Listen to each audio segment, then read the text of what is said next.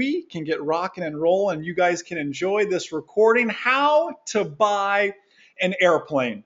It's a question I get asked so often. And really, this was spurred by our online ground school members. Every Monday night, I do a webinar very similar to this with our online ground school members. And they kept saying, Jason, we want to learn how to buy an airplane. How can we, there's more to just, you can't just go down to your local Chevy dealership and pick up an airplane. There's a lot more to it than just that. So how do we buy an airplane? What's the proper way to go about it? So what we're really going to cover tonight is we're going to talk about which airplane is right for you.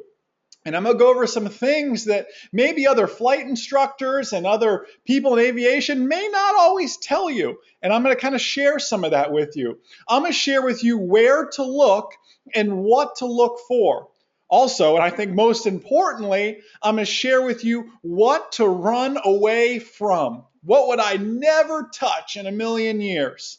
We'll talk about how to secure finance and insurance, conduct a title search, and I'm going to share with you what to improve to actually sell your airplane for a profit.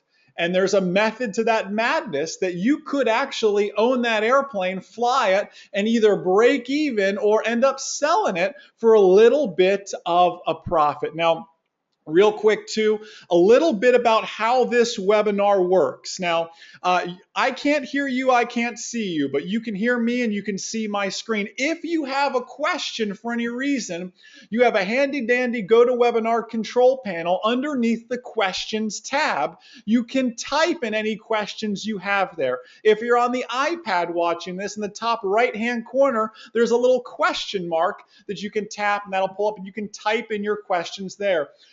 Myself, world famous Uncle Larry, Scott, Matt, and Jamie Beckett, who's with AOPA, and Jamie Beckett will be sharing a little bit of his wisdom with us later in the webinar, are all in there answering your questions, and they'll type back a response to you guys. So, and you'll know who sent it to you because they'll sign their name at the end. So this is being recorded. So if you jump in late, if you have to leave early, anything like that, I'll try to get this up on YouTube probably first thing in the morning for you guys to check out. Now, most of you guys are MzeroA.com fans and friends, but some of you aren't, and some of you might be wondering, who is this Jason guy? Well, as crazy as it sounds, I have over 9,000 hours now of flight instruction, of teaching aviation students, because that's my true passion. I was sharing you a little bit about our #1 rated online ground school, some of the webinars we do, like similar to this one, every Monday night without fail with our members. We're now up to 8 flight training titles.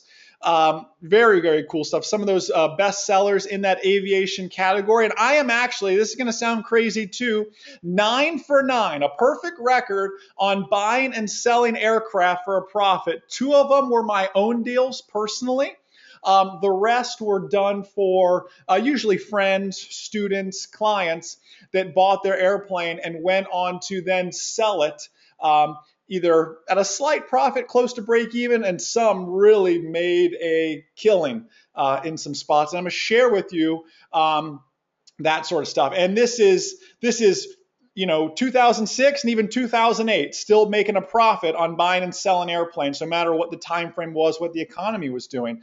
Also in 2014, I was named one of AOPA's outstanding flight instructors. Very proud, and that's thanks to you guys and your great voting. So very, very blessed and thankful for you guys thinking of us here at MzeroA.com as really your virtual flight instructor. In a way, we're very blessed and very thankful to have you guys doing that. I want to share with you a little bit about my story and how I purchased my first airplane, because it all kind of fell together in a very strange and unconventional way.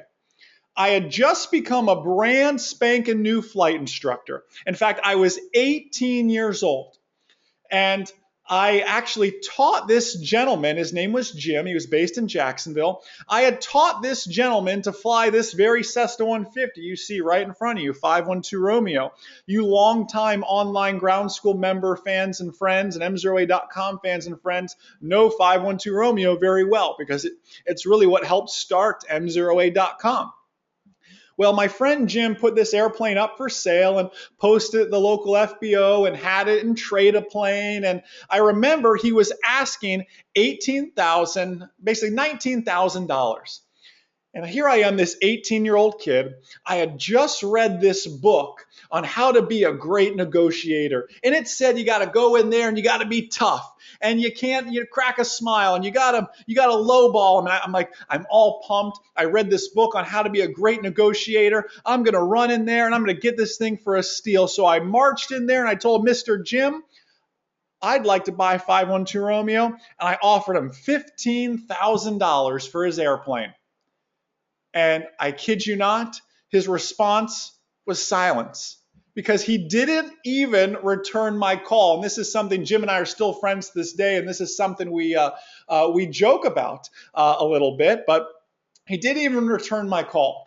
So a few months go by and I'm thinking, geez, I'm still kind of shopping for aircraft. It's hard to shop for airplanes because all the ones I like are out in California and I'm in Florida. And I bet my California guys feel the same way. All the good airplanes are out in Florida. You think, geez, I need to get out there and see it. And then I got to either ferry it or fly it myself all the way across the country. What if it's not right? And I get all the way out there. So I just couldn't make it happen.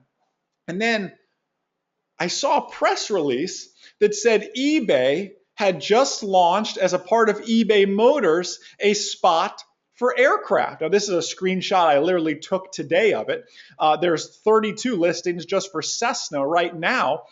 There's 150-something listings for all aircraft on eBay. It's a place a lot of people don't think to look for an airplane. But eBay Motors had just launched for aircraft. And I jump on there, and believe it or not, there was 512 Romeo. And not only was there 512 Romeo, but there was only 2 other aircraft listed. It was so new that there were only 3 airplanes listed on eBay Motors. In fact, I bet if I did the research, I might have been the very first person to ever purchase an airplane from eBay Motors because it was just that new. So Mr. Jim had the airplane up there on eBay and there were no bids. It was a 7-day auction. The starting bid was $15,000 and there was no reserve. And I remember staring at this going, this is my moment. Because when you put an airplane up for auction, it's only 7 days and people want to get out there and see it and they want to do a pre-buy, and it really didn't allow enough time for that. So I'm thinking, I've got the upper hand because I know this airplane. So I placed one bid, and I only needed to place one bid, and my one bid was $15,000. And that picture you see right there was taken the day I flew 512 Romeo back to the Ocala airport. That's in front of the T hangars there at Ocala. You can see Ocala's changed quite a bit just from that background of it there. And I remember when that auction closed and I was the only bidder. Here was reading that cocky negotiation book again I probably should have never read. I called up Mr. Jim and I said, Mr. Jim, you are not going to believe this. I just bought the prettiest airplane on eBay. And there was dead silence. And you kind of hear him, you hear the noise on the keyboard in the background. He's typing. And he goes, you got to be kidding me right now. And I remember I was so excited. He wasn't very excited, but I was very excited. And he was a man of his word and sold me that airplane. It was very ironic. It was the same price that I'd offered just a little bit earlier. And 512 Romeo is truly, I would argue, one of the reasons you and I are chatting here today. Because 512 Romeo is how we started MzeroA.com and really where I racked up a lot of time as a flight instructor in that little Cessna 150. Yes, this giant 6'4" guy, for those of you who've met us in person, fit in a Cessna 150 and still do to some extent after I do some yoga stretches and everything else. But here's my point, guys. Which airplane is right for you? This is where we need to start. Because once we figure out which airplane is right for you, I want you to become an expert in that field. In fact, my good friend, Tim Broom, I don't know if Tim's on this webinar or not. There's too many names to scroll through. By the way, I appreciate all you guys spending time on your Tuesday night with us. Really, really means a lot. But Tim said, Tim's in the market for a Bonanza. And he knew he wanted a Bonanza, and he went out and he joined the Bonanza Owner Society, whatever it's called. He's not even a Bonanza owner yet, but he wanted to be immersed in that community, learn everything he could. So he went in and made the smartest decision he could. I thought, what a great idea. But first, we have to figure out which airplane is right for you, and that's hard to do. Here's some points I want you to remember. Just because it has 4 seats does not mean it's a 4-seater airplane. Anyone who's flown in a Piper Cherokee 140, I raised my hand, I'm one of them. I did my private in a Cherokee 140. Will tell you that a Cherokee 140 is by no means a 4-place, 4-person airplane. In fact, if you look at that back seat, you wonder who on earth could possibly fit back there because they have no leg room. First off, how are they even going to get back there? It'd have to be a small child to get back there. Even is true of the Cessna 172. There's 4 seats, but it doesn't mean you can really put 4 butts in that airplane. There's weight restrictions and everything else to think about. You'll put 4 people in there, but you sure won't put enough fuel in there to get anywhere. So remember that. Don't shop around and go, oh, it's got 4 seats, so it must be able to take 4 people. That's not always the case. You need to look for useful load and usable load and terms like that to see what you can actually take. Something else, and our online ground school member Phil reminded me of this point last night on our ground school webinar. He said the performance numbers that you're going to read about and they're going to advertise are based on a new aircraft. Ground speed, fuel burn, range, all that stuff, those numbers that are in the POH, the Pilot's Operating Handbook, were based when that airplane was brand spanking new right off the factory in Wichita, Kansas. It came out in 1972, whenever it was. And those are the performance numbers the test pilot got. Well, 72 years, 1972 to now is a good little bit of time and causes some wear and tear on our airframe. Maybe your engine, well, you're on your 3rd engine and it's about due for overhaul again. And the airframe's got a little bit of hanger rash in there. It's kind of been, bumped around a little bit and it just doesn't perform like it used to. So take some of those performance numbers that you read about or they advertise with a grain of salt. I shared this with my ground school members last night. The flight service station has a new profile where you can just call up and say, hey, this is Jason Schappert in 7159 Quebec, and they have all my information already. Well, I did that when I purchased the airplane, and they went in to update it, and they said, oh, yes, we have 59 Quebec down as, I think it had it like at 115 knots. And it's a 172. I'm thinking, well, that's a little bit generous. It might have done that at one point, but it sure doesn't do that anymore. Let's adjust that speed down a little bit as the true airspeed for that. So don't think you can just dive into the POH and get the perfect exact numbers or even what they're going to advertise. There's some points to remember. And here's the thing. I want you to do your research. Fly as many airplanes as possible. Like I saw a few of you, Mark, Martin, a few of you guys were asking questions about, is it a good idea to learn to fly in my airplane? Absolutely. But you need to know what you like. There's the high wing, low wing debate. There's the Cessna Piper, Diamond Cirrus debate. There's so many debates we could have based on price range and mission and all these things that, truthfully, you need to fly as many different airplanes as possible and learn the pros and cons of each.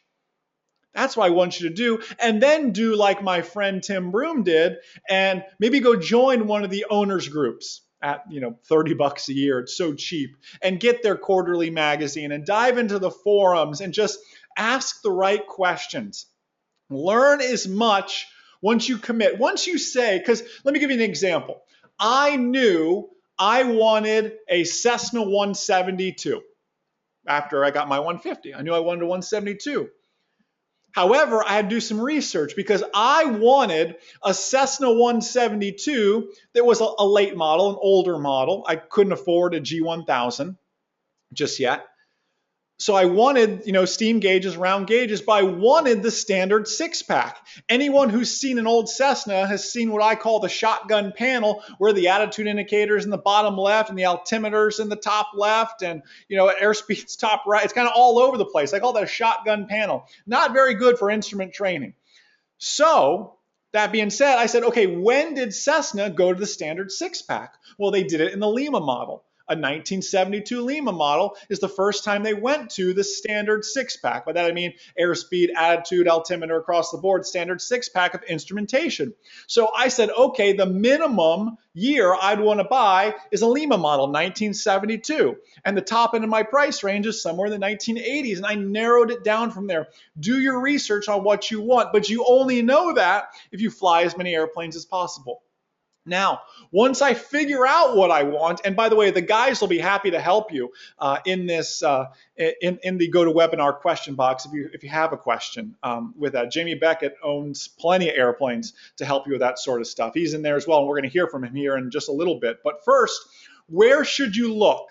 Here's some of the big ones: Controller.com, Trade a Plane, ASO.com, aircraftshopperonline.com. Barnstormers is great, barnstormers.com. eBay, of all places. Your local FBO, just looking at the FBO wall, the bulletin board, and this is going to sound crazy, but Craigslist. As crazy as that, let me go back, sorry. As crazy as that sounds, I just went on our local Craigslist page today and found about 10 or 12 aircraft for sale. And here's the nice thing about these last three: eBay, your local FBO, and Craigslist. The nice thing about these last three, it's great for you, the buyer. It's not great for the seller, because the seller really didn't do the best job of advertising. On eBay, there's only 150 airplanes on there right now.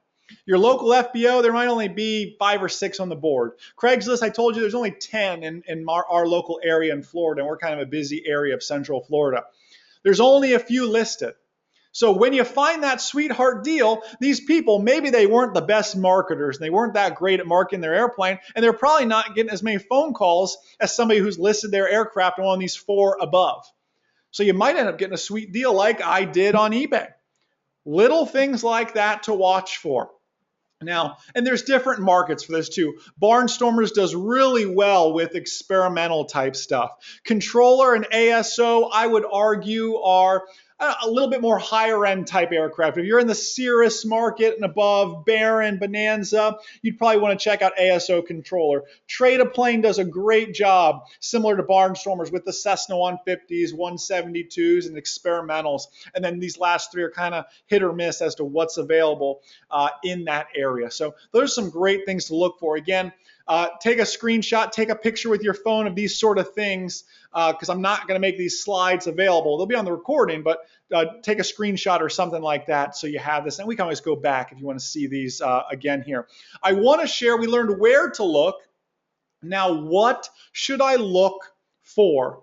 I'm going to share with you guys my 5 must-haves and my 2 items that are just nice to have. If you're taking notes, guys, this is the sort of stuff you're going to want to write down.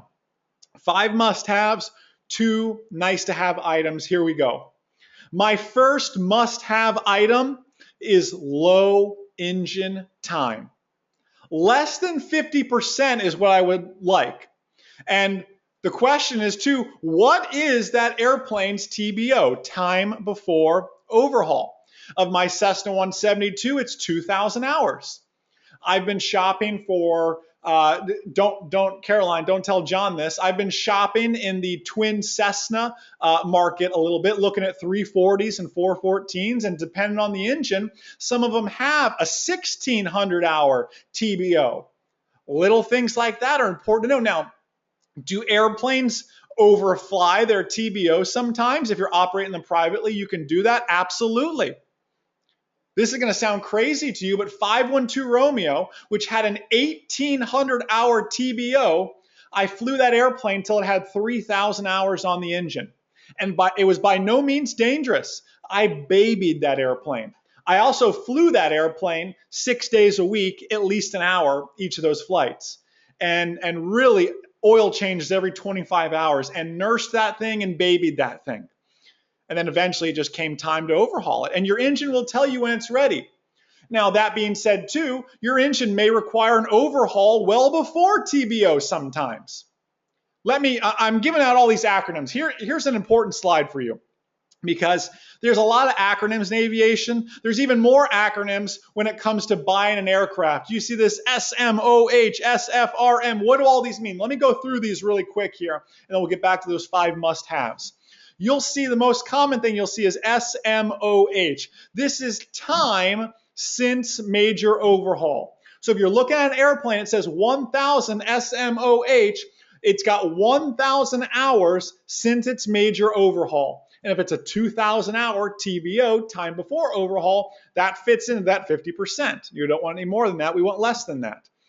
SFRM, very similar. However, it is since factory remanufacture, meaning rather than just having my local mechanic down the road do an overhaul on the engine, they actually sent the engine or got a new engine from Lycoming or from Continental. A lot of people will put a higher value on, oh, the guy at Lycoming did it instead of Joe Blow down the street. It really doesn't mean a whole lot to me, but some people will use that in their marketing of their aircraft.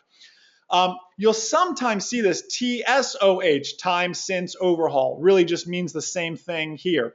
You'll see STOH, which is since a top overhaul. For those of you who aren't A&P mechanics, like my buddy Russ, who I saw is on this webinar, the engine has a top and a bottom. The top are my pistons, sometimes called my jugs, the pistons of the aircraft. The bottom is my crank, just to keep everything real. I mean, there's a lot more to it than just that. I'm just giving you the basic, what you really need to know. A top end overhaul just overhauled the pistons of my aircraft. It's kind of sometimes like putting a Band-Aid on maybe a potential future problem. Maybe it only needed that. 512 Romeo had a top end overhaul, and it's kind of what helped catapult me to 3,000 hours on the engine. I had a top end somewhere in the middle of that, but by 3,000 hours, it was time for the bottom as well, the crank as well. Then it was a full, complete overhaul. So don't get confused. A top overhaul is not a full overhaul. You would then have a since top time and since major time as well. So you'll see TTAF, total time airframe. This is how much time is actually on the airplane, the airframe itself. And sometimes you'll see TTSN, total time since new. Very similar to the total time on the airframe. So we can come back to this, but do take a picture of that if you want that. I'm going to grab a sip of my tea here real quick. Just more acronyms for aviation, just what we need here, huh? Let's go back to must-have number 1. I want low engine time, less than 50%. What is that airplane's TBO? And most importantly, when was it last overhauled? Here's what I mean. You might be looking on controller.com right now, and you might see a beautiful 172 that says 100 hours since major overhaul. And you're going, oh man, that is awesome. 100 hours since major overhaul, that's basically a brand spanking new engine. And then you dig a little bit deeper and you learn that the engine was overhauled 10 years ago. All of a sudden, it's not such a sweet deal. Because if the engine was at 0 10 years ago, and 10 years later, it's only at 100, that airplane sat. And an airplane that sits is one of my things that I say run away from. It's like a boat for you boat owners, like an RV for you RV owners. That sort of stuff just cannot sit. At least with a boat, well, worst comes to worst, I'm just floating out there. In an airplane, I have a problem. There is no pulling over. There is no CTO to call. You've got a bigger problem on your hands. So when was it last overhauled? And do that division to figure out how much they were flying that airplane per year. My second must-have is low airframe time. Remember, this is your TTAF or TTSN. I like to see less than 5,000 hours. Now, if you're shopping 172s, Cherokee 140s, Cessna 150s, geez, even some older Cirrus and Diamond aircraft right now, that's going to be hard to find. because a lot of those aircraft were trainers. And I personally am not crazy about buying a trainer aircraft. Here's why. Because I know firsthand how students treat trainer aircraft. They stall them, they slam them into the runways, they blow tires on them, they sit on the tail to push it back in the hangar. I'm guilty of that one occasionally, every now and then. But you see all these things that students do, and you know how they treat airplanes. I like people that baby their airplanes. Now, if it was a trainer once in its life, maybe it was a trainer for the last owner, or maybe it's just going to be a trainer just for you, I'm okay with that. But if you're buying an airplane, maybe you're buying one of Embry-Riddle's old airplanes, just know what you're getting yourself into. You're flying an airplane that taught people who have no clue how to fly an airplane how to fly, and they beat the snot out of it. Just be aware of that. My third must-have is modern avionics for my mission. I'm not looking for a totally perfectly upgraded avionics suite. Yeah, it's nice to have, but it's just as easy to throw an iPad on my lap or mount an iPad in the panel if you have enough room for that. Now, when I say modern avionics for my mission, I would like an IFR-approved GPS would be nice. I would call a Garmin 430 bare minimums to do that. And here's what you got to realize. Avionics, you might shop on eBay and go, Jason, I saw a Garmin 430 on eBay for $5,000. You're like, okay, that's great. But then you got to buy the indicator for another $2,000. And then, by the way, not just any Joe Blow can go install it for you. They're going to charge you another $2,000 or $3,000 to install it, and you're right back to the price if you just would have bought a new one from them in that case anyway. So I like modern avionics for my mission because I can always throw an iPad on my lap, but that doesn't make me IFR legal for GPS approaches. I need that panel-mounted IFR, GPS in there to do that. So I like modern avionics for my mission. My fourth must-have is no damage history. I just don't want an airplane that's been in an accident. It could be something simple. It could be something more serious. I'm not crazy about buying an airplane that's had damage history. That's just me. I've had plenty of friends that have bought airplanes with damage history and got some good deals on them. But I would really have to know and trust the mechanic that did that, because when you're talking things like, a wing hits a hangar wall, just, when they're pulling it out, or the line guy causes some hangar rash or something, that's not too bad. But, on landing, you hit a runway light or a runway sign on the wing, who knows, what that shock caused to the rest of the rib. So I'm cautious of those sort of things.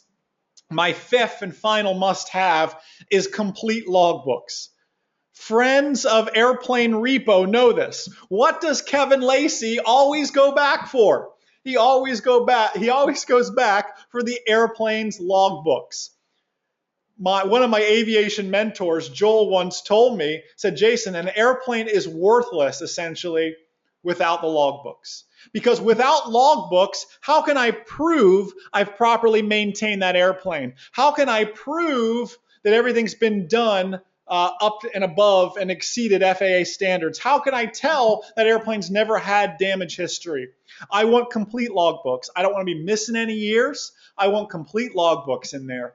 And if you're an aircraft owner, you should be storing those somewhere real safe, in a fireproof safe somewhere, because they are the value of your airplane. Again, those 5 must-haves. I want low engine time, low airframe time, modern avionics for my mission, let's say Garmin 430 minimum, no damage history, and complete logbooks. Now, here's my 2 nice-to-have items.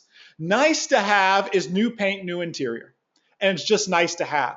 In fact, if you're curious on how I've profited from aircraft sales in the past, it was right here.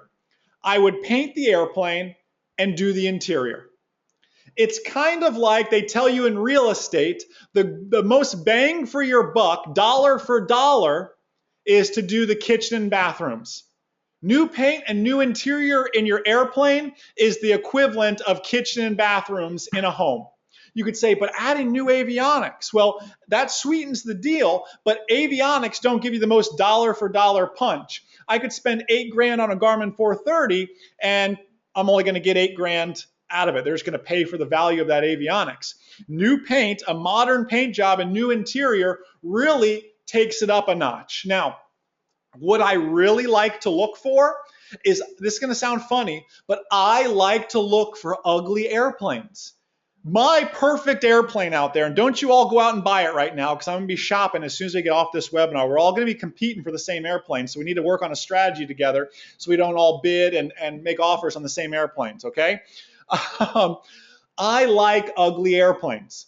My dream airplane to buy would be low engine time or brand new engine, modern-ish avionics, low airframe time, no damage history, complete logbooks, and still has the original paint job from 1972 and still has the original interior. The exterior is Green Bay Packer, green and yellow. It's getting chalky because it's just been sitting in the sun. The interior is brown with those big buttons that look like your grandmother's couch. That is my dream airplane, because to a normal person, they're going to look at that airplane and go, that's an ugly airplane. I don't want it. I'm going to go buy one of those airplanes with a nice paint job. But to the trained eye like you and I would say, this airplane has some great bones.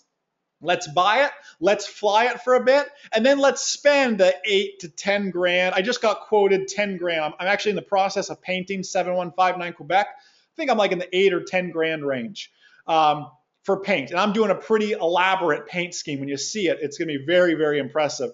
And new interior. Get the seats reupholstered.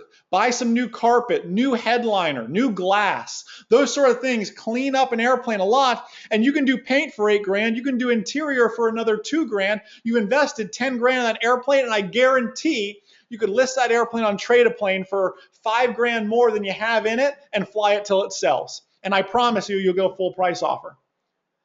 The market's hot for buying airplanes right now, especially pretty airplanes. Paint and interior are your kitchen and bathrooms, the analogy that they use in the real estate market. Let me grab a sip of tea here. I'm losing my voice already. What's next on our list here? What to run away from? I run away from aircraft that have sat. I consider less than 30 hours a year. That's basically 1 flight per month, an hour flight per month, essentially. 30 hours a year. I consider that an airplane sitting. That's what I'm not crazy about that. Like a boat, like an RV, that sort of stuff cannot sit. That airplane should be flying at least twice a month. That's what I'd like to see. That's what something like this would reflect. That the airplane has to keep moving. Even if you can't fly, the weather's bad, just go out and do a good run up and a few high-speed taxis down the runway or taxiway, whatever it may be. I'm not crazy. I told you about an aircraft whose life mission was a trainer. It's not something that excites me, because I know firsthand how student pilots treat those kind of airplanes. That's just my professional opinion. I would never touch an aircraft with incomplete logbooks, even missing just 1 year. I just wouldn't touch it. You've killed the value of that airplane by losing that logbook. Buy an airplane that has complete logbooks, then do yourself a favor. Take it down to your local Staples or FedEx Kinko's and get them all digitized and save them. And truthfully, when you go to sell that airplane, one of the best things you can do is upload the digital copy in a PDF to your listing to really entice buyers. Say, listen, I've got complete logbooks. In fact, before you even call me, take a look at the logbooks so nobody wastes their time. And they can see them. I love when sellers do that. And damage history. I have an asterisk here because it depends on the damage history, obviously. Are we just talking hangar rash and I repaired a wingtip? Or are we talking I ran off the runway and hit a sign or a fence? It depends on the severity of that. And does it reflect properly in the logbooks? The most important thing you can do is have an unbiased mechanic conduct a pre-buy inspection. I say unbiased because really, I mean, it'd be nice for you to know the mechanic, but I would never let the seller's mechanic do the pre-buy, because there might be some incentive for him. Or listen, that guy does the annual inspection on that airplane.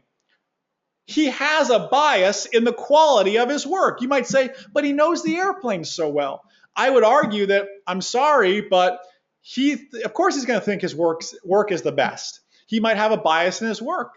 When I was shopping, I literally, no joke, I almost bought a Mooney probably 2 years ago out in California. And I called a buddy to go out there and do a pre-buy inspection, and his exact words, thankfully I didn't go out there, and we were literally talking about escrowing funds, and this guy and I were pretty serious about moving forward. And the pre-buy guy came back and said, Jason, if it was me, I wouldn't touch that airplane. I'm thinking, this is a mechanic. This is a guy who could fix anything. And he's telling me he wouldn't touch the airplane? All right, I'm walking away. And yeah, it cost me $500 to do it, but it's the best $500 you'll spend because you're really saving it from buying a lemon or a nightmare of an airplane in the maintenance department. Have an unbiased, if you don't know a mechanic right now, you need to start hanging out at the airport more and get a good friend to do that sort of stuff for you. My friend right now, his name is Russ. I'll refer him to you or refer you to him. Russ, hopefully you're looking for business. But you have to have an unbiased guy do those pre-buy inspections for you. Now listen, there are more options than just buying an aircraft. And I asked my very good friend, Jamie Beckett, who's with AOPA, writes for General Aviation News. He's AOPA's ambassador for the entire Southeast. He's over our region, and he is really pioneering the chartering of several flying clubs around the state and helping organize guys in these flying clubs. I want Jamie to kind of chat about that for a little bit. I mean, Jamie's basically like a CF triple I. I mean, this is like a smart guy. I'm making stuff up now, but this is a really, really smart guy. So, Jamie, I want to appreciate you for taking some time, my friend. If you wouldn't mind just kind of imparting some of your wisdom on what you're doing, what AOPA is doing, talk about flying clubs. Then after that, guys, I'll share some of my resources on financing and Jamie's information and insurance and all that. But Jamie, my friend, the floor is yours. Take it away. Hey, thanks a lot, Jason. And the information you've been sharing is absolutely fantastic. I've gone through that exact learning curve when I bought my own airplane, so thanks. It's terrific stuff. Thank you. You know, you talk about this, and it's absolutely true. Owning an airplane is a real dream for so many people. But what you're really looking for is access, not necessarily 100% ownership of the airframe and the engine and the hangar cost and the maintenance and the insurance and everything that goes with it. One of the things that AOPA is doing now with me as an ambassador in Florida, or Kay Sundaram in Southern California, or Sean Collins up in the Northeast, we're developing a program called You Can Fly. It's the You Can Fly initiative, and a big part of that is helping people form flying clubs because it provides that exact opportunity. You have access to an aircraft that you're part owner of, and you take care of it just like you're a full owner, but you don't have all the cost. You're doing cost sharing and spreading those costs over a variety of people. I can give you an example of how successful this can be in terms of the Fort Myers, Florida Flying Club. They've been in business since 1959. That's, 55 years.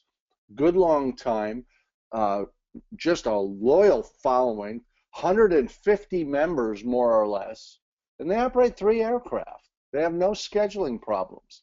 There's a huge social component to flying clubs. People often don't fly as much as they think they're going to, and by being a part of the club, it makes that flying truly financially accessible to them, but they've got all that social interaction available, and that social interaction can sometimes be really important. I see some of the questions here we're getting from people who are they're building time. They want to get to that commercial license or the instrument rating or whatever. In the club I belong to, we have student pilots, we have ATPs. We have A&P mechanics, we have CFIs, we have people who just started flying.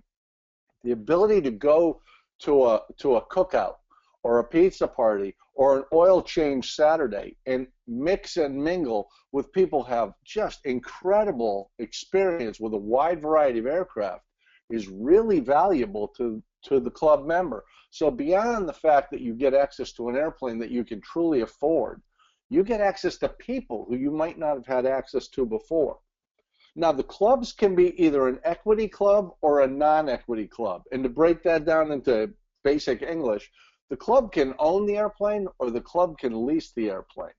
Leasing is the less expensive option. Owning means you have total carte blanche. That's your airplane. If you guys want to put a new Garmin box in it, you want to upgrade to a G1000, that's a club decision. You don't have to poll the owner and see if he's willing to do it or she's willing to do it. It really is an amazing thing, the club, and it hasn't been successful. It hasn't. I shouldn't say it hasn't been successful because that's not true. It hasn't been tremendously popular in the United States. You know, you really have to look for clubs sometimes. And AOPA does have a club finder. If you go Google AOPA Flying Club Finder, you'll find a map, and that'll have contact information for clubs in your area. If you don't see a club in your area and you really think you're interested, contact me. Jason will put you in touch with me, or just call AOPA and say, hey, who's that weird guy who's talking about flying clubs all the time? They'd be happy to put us together, and I really would work with you, or so would my counterparts. One of the things you can get out of a club that people don't think often is access to multiple airplanes. Now, maybe you want to fly a 172, and we've seen questions about that. You know, would a 172 with a 180 horsepower engine be a good choice? Well, maybe there's one in that club, but maybe there's also a light sport aircraft for you when you just want to do some inexpensive time building. And maybe there's a complex aircraft when you've got business 400 miles away and you think, you know what, I could get up to speed and get checked out and use the club aircraft. This is another one of the great advantages of a club that doesn't immediately come to mind.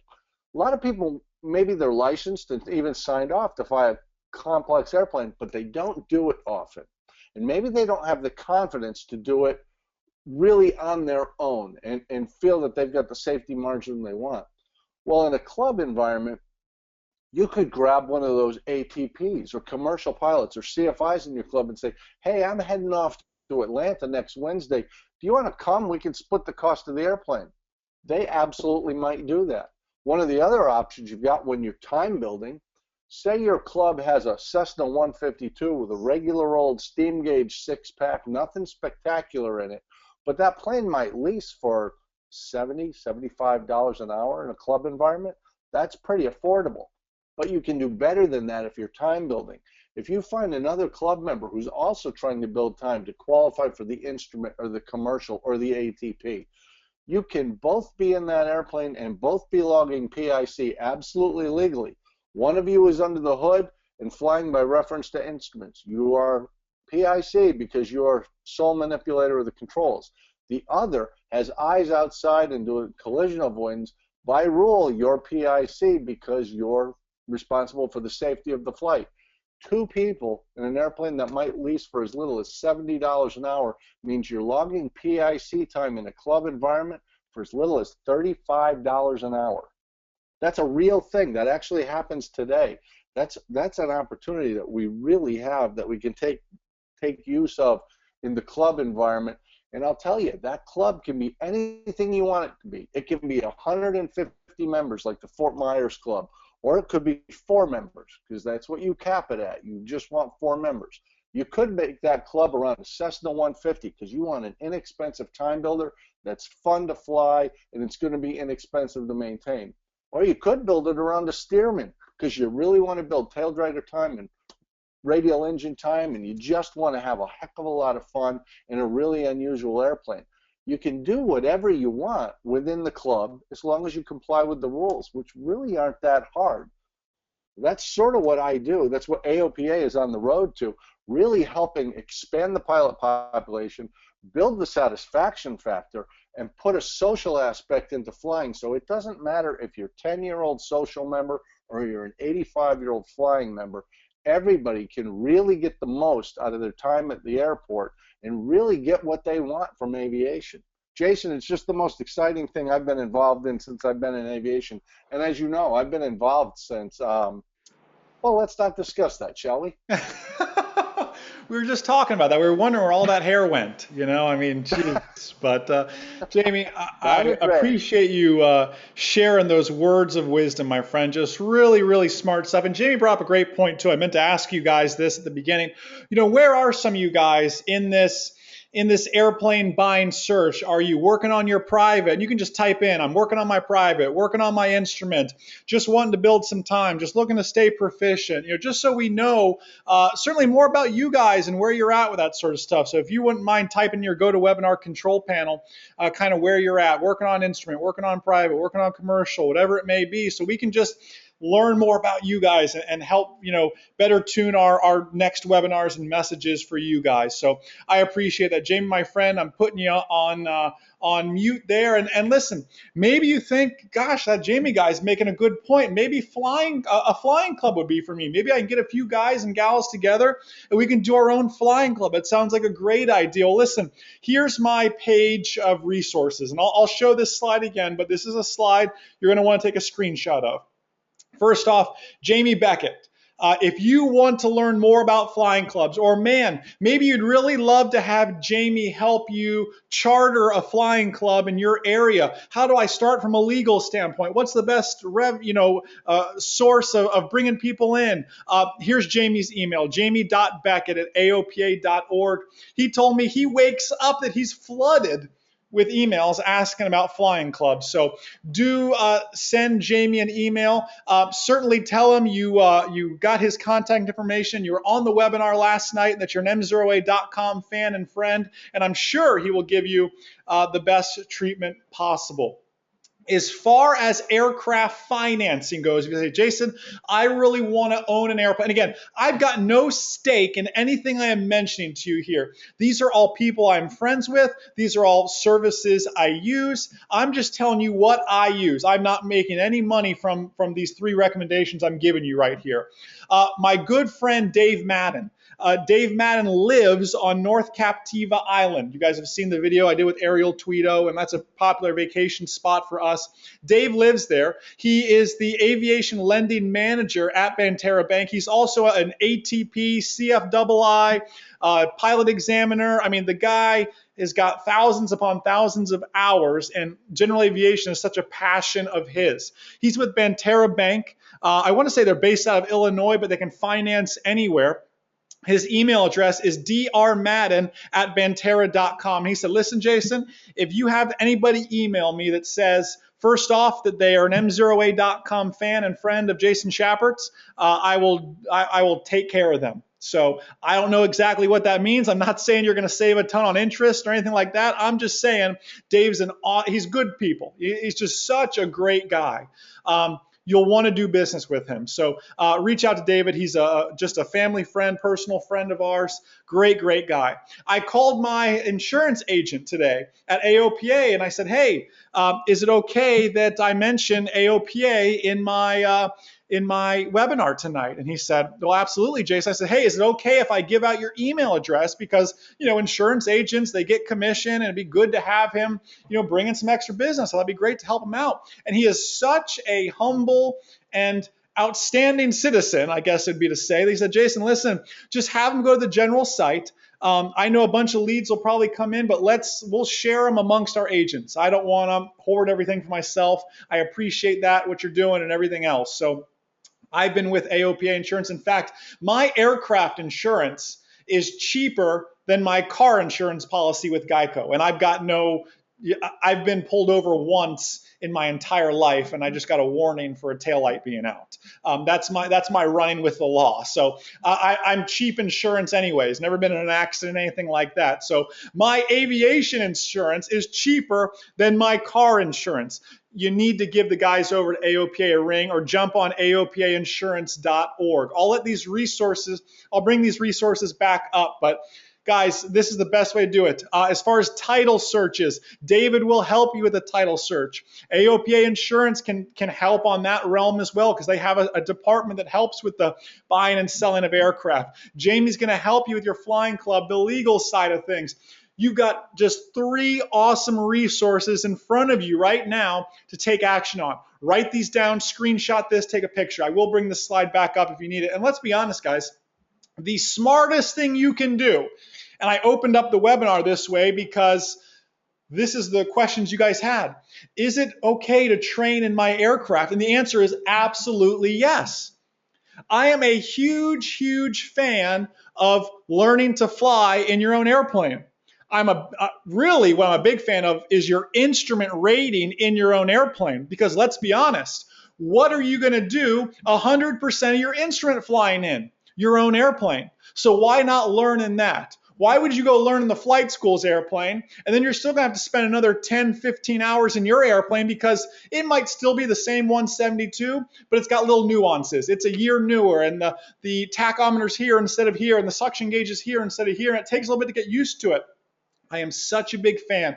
So if you are one of those guys, I saw a lot of you guys are pursuing ratings right now. Listen, if you're working on a private or working on an instrument, I hope you took a lot of notes because you can make such a smart decision. Look at what I did. I bought a Cessna 150 for $15,000. Guys, there are individuals on this webinar that I assure you have spent more than $15,000 on just their private pilot alone, unfortunately. But it happens. You could have bought an airplane for that and just paid for fuel and an instructor and learned to fly in it yourself. The other smart thing you can do is earn another rating to lower your insurance cost. You would be amazed if when you go to AOPA Insurance and you say, I've got a private, they say, great. Ask them, how much would my insurance be if I had an instrument as well?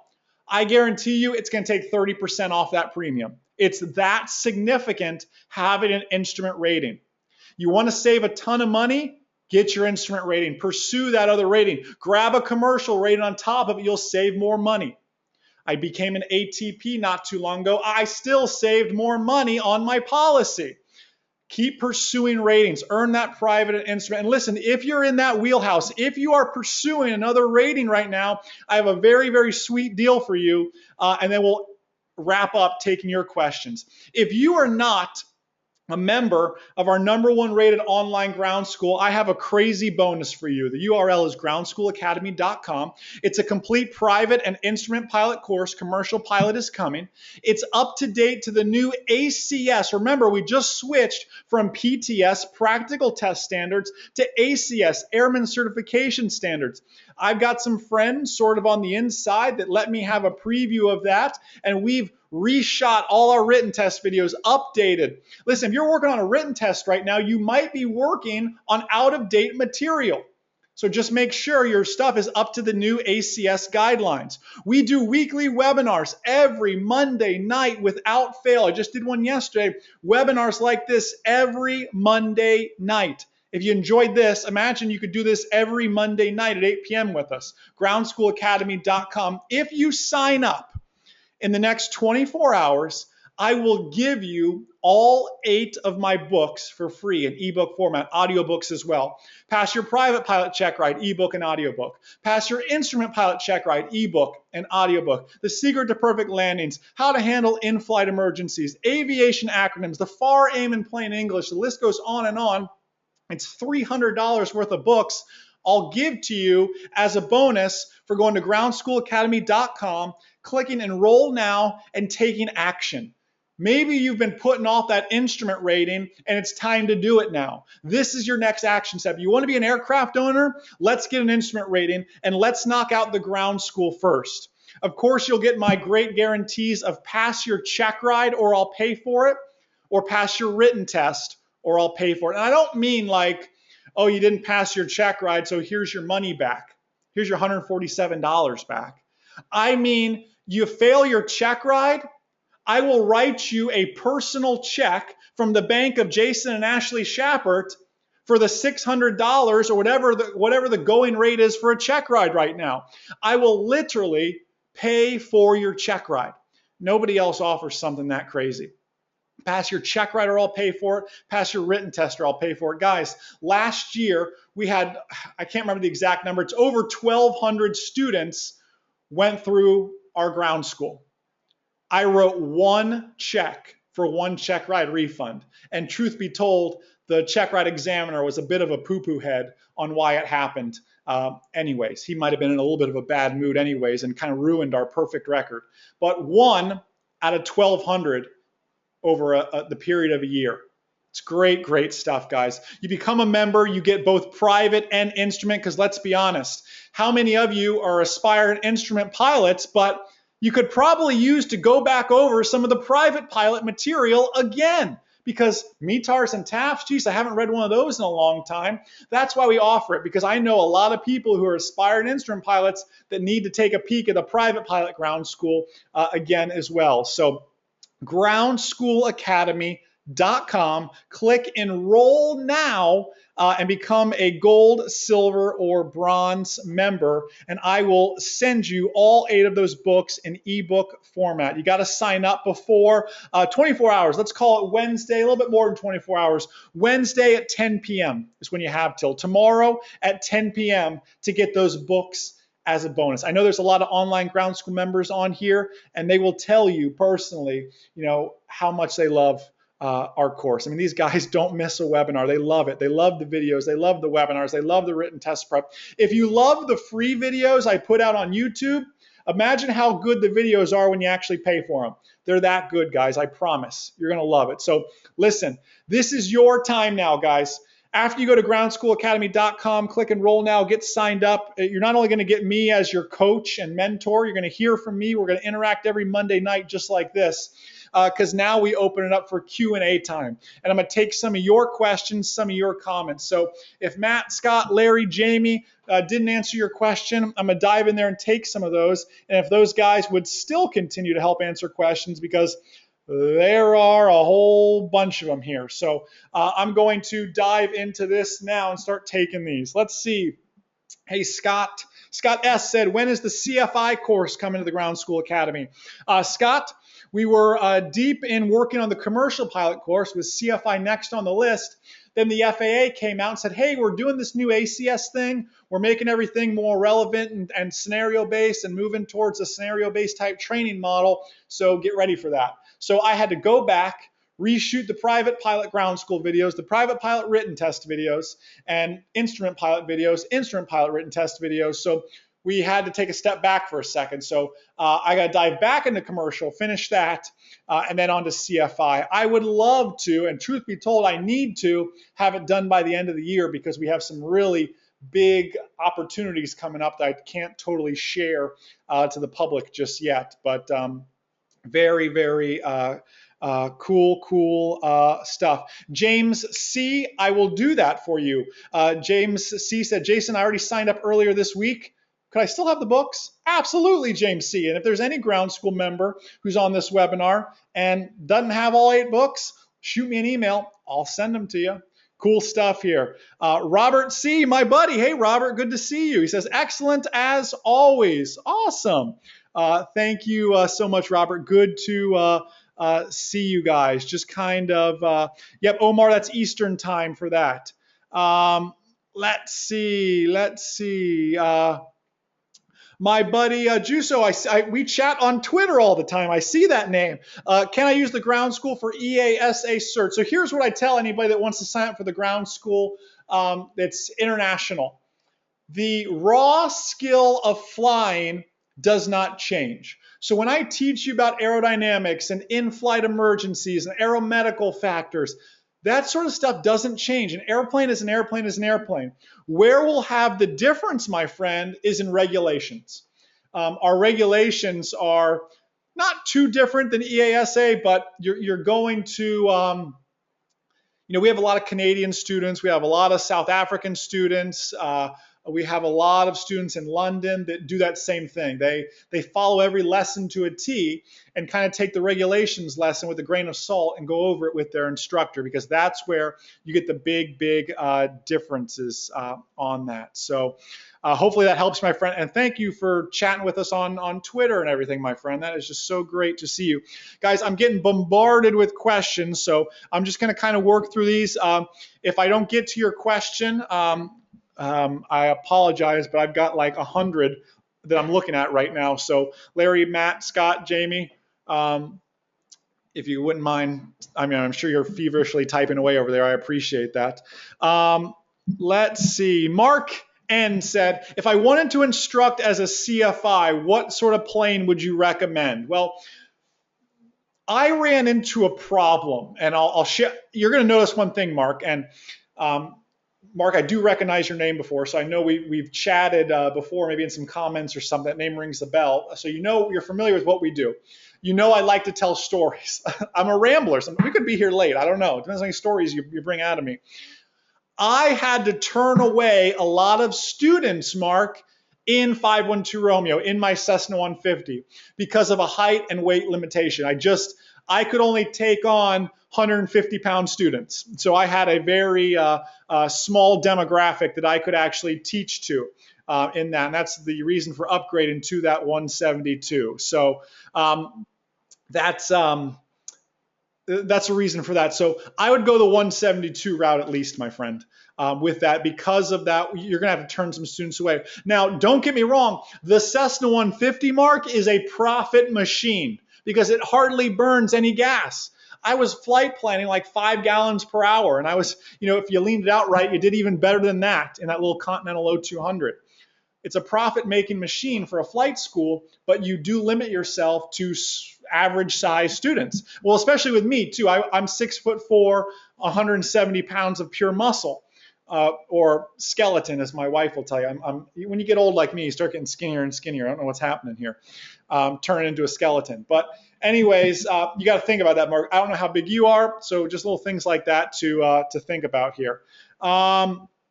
Continuing to read.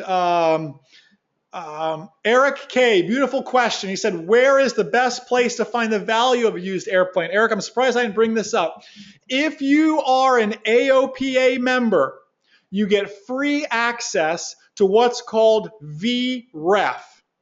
If you just Google AOPA and then literally the letter V and then REF, Victor Romeo Echo Foxtrot, VREF. And that will tell you the most up-to-date value for an airplane based on new paint, new interior, needs paint, needs interior, average paint, average, all that sort of stuff, the hours. And you can see all that. So beautiful stuff. Phil, I'll do that for you. Shoot me an email so you have that. By the way, I'm going to answer Juan's question here. Guys, if you are in the Central Florida area, Jamie Beckett is starting the Central Florida Flying Club, Central Florida Flyers. Jamie, I want to say you're based out of the Winter Haven Airport. I think I'm correct with that. Guys, if you're in that Winter Haven, Lakeland type area and are looking for a flying club, Jamie's meeting is coming up. You need to email Jamie Beckett like tonight if that's something that would interest you. And we with MzeroA.com, I can't reveal a whole lot just yet. We're going to play a role in that as well, helping out with some stuff. So trust me, you'll want to be involved in that if you're in that area. And to Juan's question, Juan said, any well-known flying clubs in the Miami area can I recommend?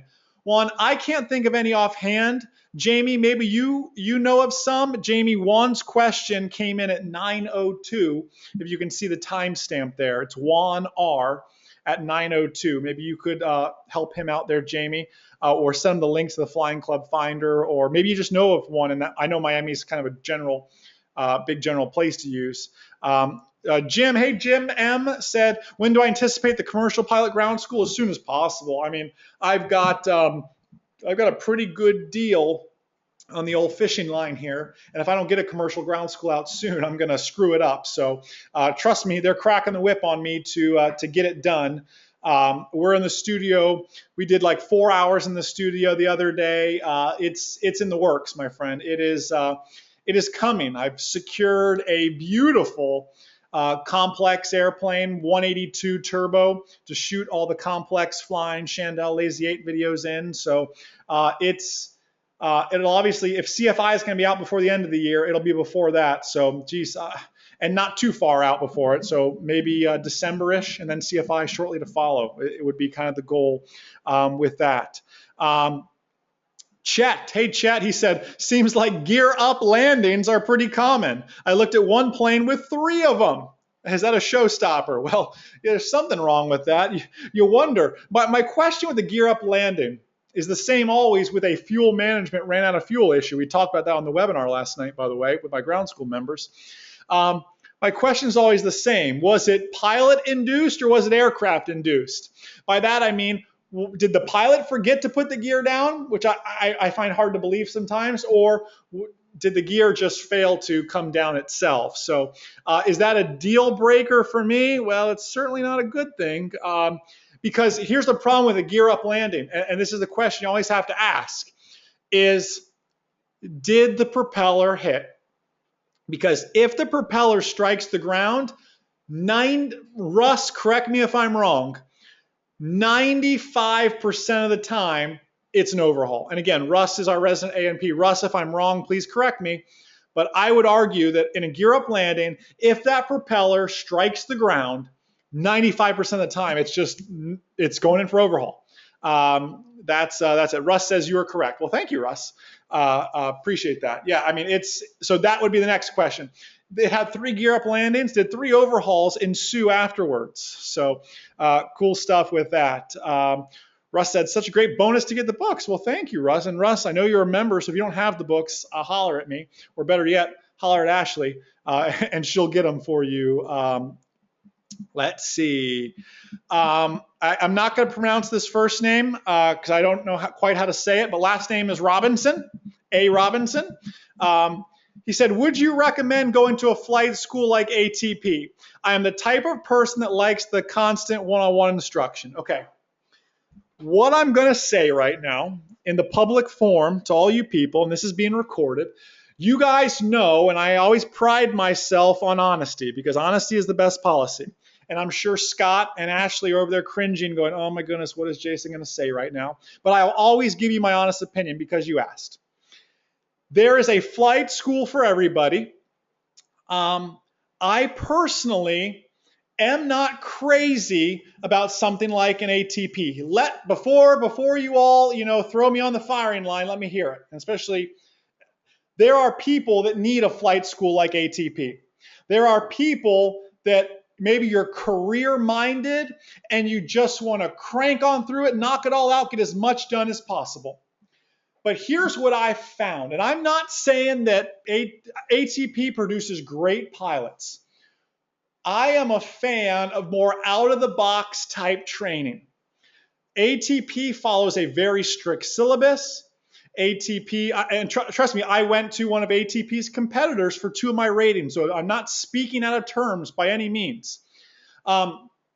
I learned more in my Part 61 training with one great instructor than I did in that more structured environment because everything was done for me. Jason, this is where you're going to do your cross country to. But I want to go to that airport. I'm sorry, that's not one of our approved airports.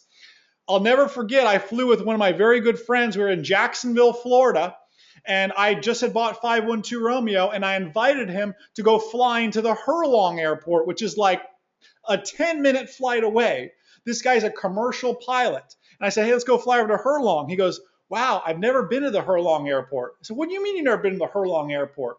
It's 15 minutes away. It's a little uncontrolled airport.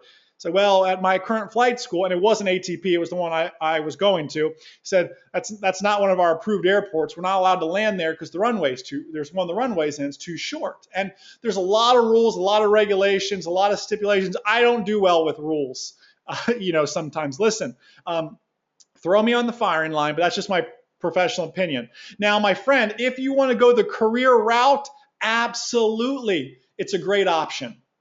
It's a great option for that. But if you're looking to just do your private, I'd rather see you go Part 61 and get some great real world flying. And I hope you appreciate my honesty. And I hope I didn't offend anybody. And I apologize if I did. But I will always, always be honest with you guys. So just my professional opinion. And Phil brought up a great point too. It depends how you learn, regards to ATP. Maybe you need that every single day type environment. And in ATP, you're not necessarily going to have the same flight instructor. I have a good friend of mine. His name is Matt, who's going to ATP now. He loves it. He's going the career route. But Matt not only has different instructors all the time, Matt bounces around from airport to airport. He was in Jacksonville doing his CFI, and now he's over here doing this, and they keep sending him all around the country to do this different training with stuff. So you're not getting that same CFI like you you asked. Omar said, what is the typical down payment and how many years could you finance a loan for? So here's how aircraft loan works. An aircraft, first off, not everybody will finance an airplane. That's why I gave you Dave's information.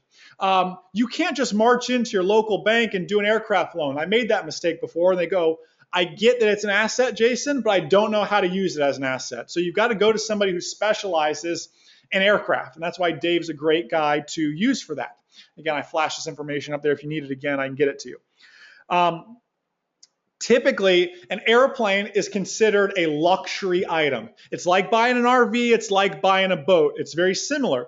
On luxury type items, though, the interest can be a little bit higher. I mean, we're talking it could be 5, 6, 7%, depending on your credit score. You need a higher credit score to purchase a luxury item. It's not like a car, dealership, buy here, pay here type stuff, any score welcome. You got to have a halfway decent credit score as well. Let's call halfway decent, 700. You got to have halfway decent credit. And with a luxury item, though, you can also extend a luxury item out to 10, 20 years with that. So that's an option as well with that, Omar. So just little things like that. Chris, thank you. He says fantastic information. So great stuff. Awesome. Just kind of reading through some of these. What about regarding LSA? I'm assuming Luciano, you're talking about our ground school. So our ground school obviously has a light sport component to it. The only thing, again, it's very similar to like the advice I gave for the international stuff. The only thing that has changed is really regulations for the IFR stuff. But other than that, the principle of flying an airplane does not change. So good stuff for you with that. Oh, he said, what is the difference between an LSA and like a set? So light sport aviation is just simply a weight requirement. Cessna makes one, or made one. They don't manufacture anymore. It's called the Cessna 162. Skycatcher, was it? It was discontinued due to poor sales, and it wasn't actually known for its great stalling characteristics as well. But you didn't hear that from me. Little things like that. So obviously, I mean, a Piper Cub can be a light sport. It's all about weight requirements. You can do some more research on that. David M has a great question at 9:04 is the time. That shows you how behind I am. I'm answering questions that came in at 9:04. They're almost 15 minutes old, so I apologize for that, guys. I'm backed up. So if you ask the question, I'm getting to them. Jamie, this might be a good question for you to help with, but I'll take a stab at it. His name is David M at 9:04. He said, what are the pros and cons of buying into a partnership? Well, it depends how that partnership is structured. Is it structured as a flying club, or is it just 4 guys that get together and want to quarter up the airplane and share expenses and costs with that? I mean, and it's just a true partnership in that regard. What are the pros and cons? Listen, there's a lot of pros to having a partnership, but the biggest con is, do I know these guys? Are they friends of mine? And can I get along with them? And you may not, it's kind of like a relationship. A lot of times you don't know the little nuances of your spouse until you've been married to them for a little while. And you learn some of your pet peeves and everything else, which makes it tough. Everything is just, beautiful and exciting when you first get into this flying partnership, let's say, but then you learn that so-and-so never fuels up the airplane back to the tabs like he's supposed to, or back to the collars like he's supposed to. And you learn these sort of things. Or, Joe Smith just schedules the airplane and he always has it. And he takes it on these long cross countries and you never get to use the airplane. So you've got to really do some research and dive into that sort of stuff, my friend. Scheduling and relationships and personalities are going to be the biggest part of that. So, absolutely important stuff. Let's see. Great, Nick. Yeah, Nick, reach out to Jamie. He is such a smart guy. I'm sure he'll be watching. Looking forward to your email. My buddy Adam A. Hey, Adam. Adam's a ground school member. He said, what do you think about a turbocharged 182 RG? Used model seems reasonably priced. What kind of maintenance is involved with ownership? How much does the turbo and recheck cost. So Adam A, that is literally the exact airplane I just secured for the commercial and CFI ground school, a turbo 182 RG. I've flown this airplane to Kentucky. I've flown it to the Bahamas. I love it. I also don't pay the maintenance bills on it, though. I'm going to just be leasing it for that time frame. The airplane's actually for sale. I'm going to help the gentleman sell it. He's upgraded to all glass with the G600 upgrade. I think he wants like 160K for it. It's real. If that's in your wheelhouse and your price range, by all means, I'll send you over the information on it. But I think it's a great airplane. It can, it certainly can carry its weight. It certainly has great speed. He has a really great mechanic that works on it. So I'll ask him what his annuals are and everything else. And again, I'm going to get to fly it for a month, 2 months, and I'll be responsible for the maintenance for those 2 months that we actually lease it from to shoot those videos. So I'll know firsthand here in about a month, Adam. So I'll keep you up to date on that. So great. Tobias. Great question. Said, what do you think about diesel planes like the DA40NG, or at least in a couple of years when they get cheaper? So I'm excited about them, Tobias. I'm a little nervous right now because picture this. Your Diamond aircraft, or like what Redbird's doing with their, or Cessna's doing with the TTI stuff, and you pull up and the line guy brings the 100 low lead truck over and you go, wait a second, I need Jet A. I would have Jet A only stickers all over that airplane because I can see that happening because it's such a new thing. That's my biggest fear. Truth be told, I think they are very, very cool. I do think they'll catch on. I do think they'll gain popularity. I don't believe, and I'm okay going on record saying this because you guys know I always give me an honest opinion. I don't believe they're going to like take market share, like greater than 50% of the market, not at least in the next 5 years, maybe certainly eventually. There just hasn't been enough testing done on it to really know that. But yeah, Tobias, my biggest fear is the 100 low lead truck pulling up and fueling it up when I'm not paying attention. That's certainly something to consider with that. Luigiano asked, in terms of two-seater aircraft, you're talking light sport. Gosh, there's so many. My favorite two-seater light sport, my friend, is look at the Remos, R-E-M-O-S. Man, is that a cool airplane. Look at the Remos. I fit in a Remos. I fit better in a Remos than I do in my Cessna 150, which is pretty cool. So look at that. Let's see. Luke said, question, looking into possibly buying an airplane, but so expensive. Looking into a partnership. Looking into purchasing for flight instruction. How many people would you recommend? This is me personally, Luke. I wouldn't do, you included, more than 4. So 3 partners and just a quarter, and quarter that airplane up. And like the advice I was previously giving Mark, I mean, you've got a part. Listen, the number doesn't totally matter. You could have 16 partners, Luke, but they got to be 16 of the perfect partners. Jamie gave that great example of the Fort Myers Flying Club that has hundreds of members and 3 airplanes and have never had a scheduling issue. You've got to have the right members. I would focus more on finding the right members rather than focusing on how many. If it takes 4 to make your financial dreams come true, that you can make it happen, you better go find the 3 best partners you can. You better ask the right questions and interview them and everything else. So that's my advice with that. So cool. Tim said, currently VFR pilot certified April 2015, bought an Archer 2 a year ago. Great plane, but I anticipate owning something that will get me there faster. My current plane could use a GPS. Should I paint, fly, or sell or paint, fly? Upgrade the busted GPS unit, build time for IFR, it's certified, then sell. I currently have about 15 cross-country hours. Tim, the fact that you're even thinking about selling it tells me that you should go on controller.com, tradeaplane.com tonight and just put a listing up there and just let's put some feelers out there and see what happens. Spend the $30, do the ad, and see if the phone rings. And if the phone doesn't ring, let's start talking about a paint job. Let's start talking about an avionics upgrade. You'll get more bang for your buck on the paint than you will on the avionics. I'll tell you that right now. Avionics, you'll trade dollar for dollar. Paint is like a 2-to-1 trade. It's that good. things to think about. But truthfully, I mean, and I'm the kind of person too where everything's kind of always for sale. If you offered me money right now, Tim, for 5-9 Quebec and the number was right, we'd be flying 5-9 Quebec to your house tomorrow. So, that's that. I would list it and see what happens, my friend, in that regard. So let's see, just answering some more here.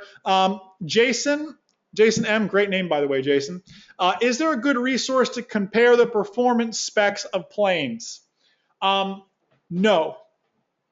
They're out there, but I have not found like the end all be all, like the Zillow of comparison or something like that. Like there's just, if you want a great internet marketing business idea, Jason, that might be something good to go create that database. And I'd pay money for something like that because I found some that work for corporate aircraft when I'm feeling ambitious and I'm shopping for citation jets.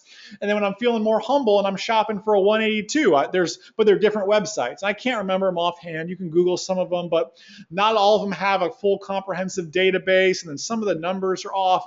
The best place I found is Rising Up. I think it's called risingup.com. I don't think it does comparisons, but that's the place I found the most accurate stats for these aircraft. So that's that. You might have to just do the comparison, the hard way of doing it that way. So that's my advice for you. Joe, great question. He said, listen, what about hangar rental, tie down costs, maintenance costs? What are the averages there? It depends. And first off, let me tell you this. And Joe, I appreciate you bringing this up. And I'm sad I didn't bring it up and think of it first because I should have. Your airplane should be hangared.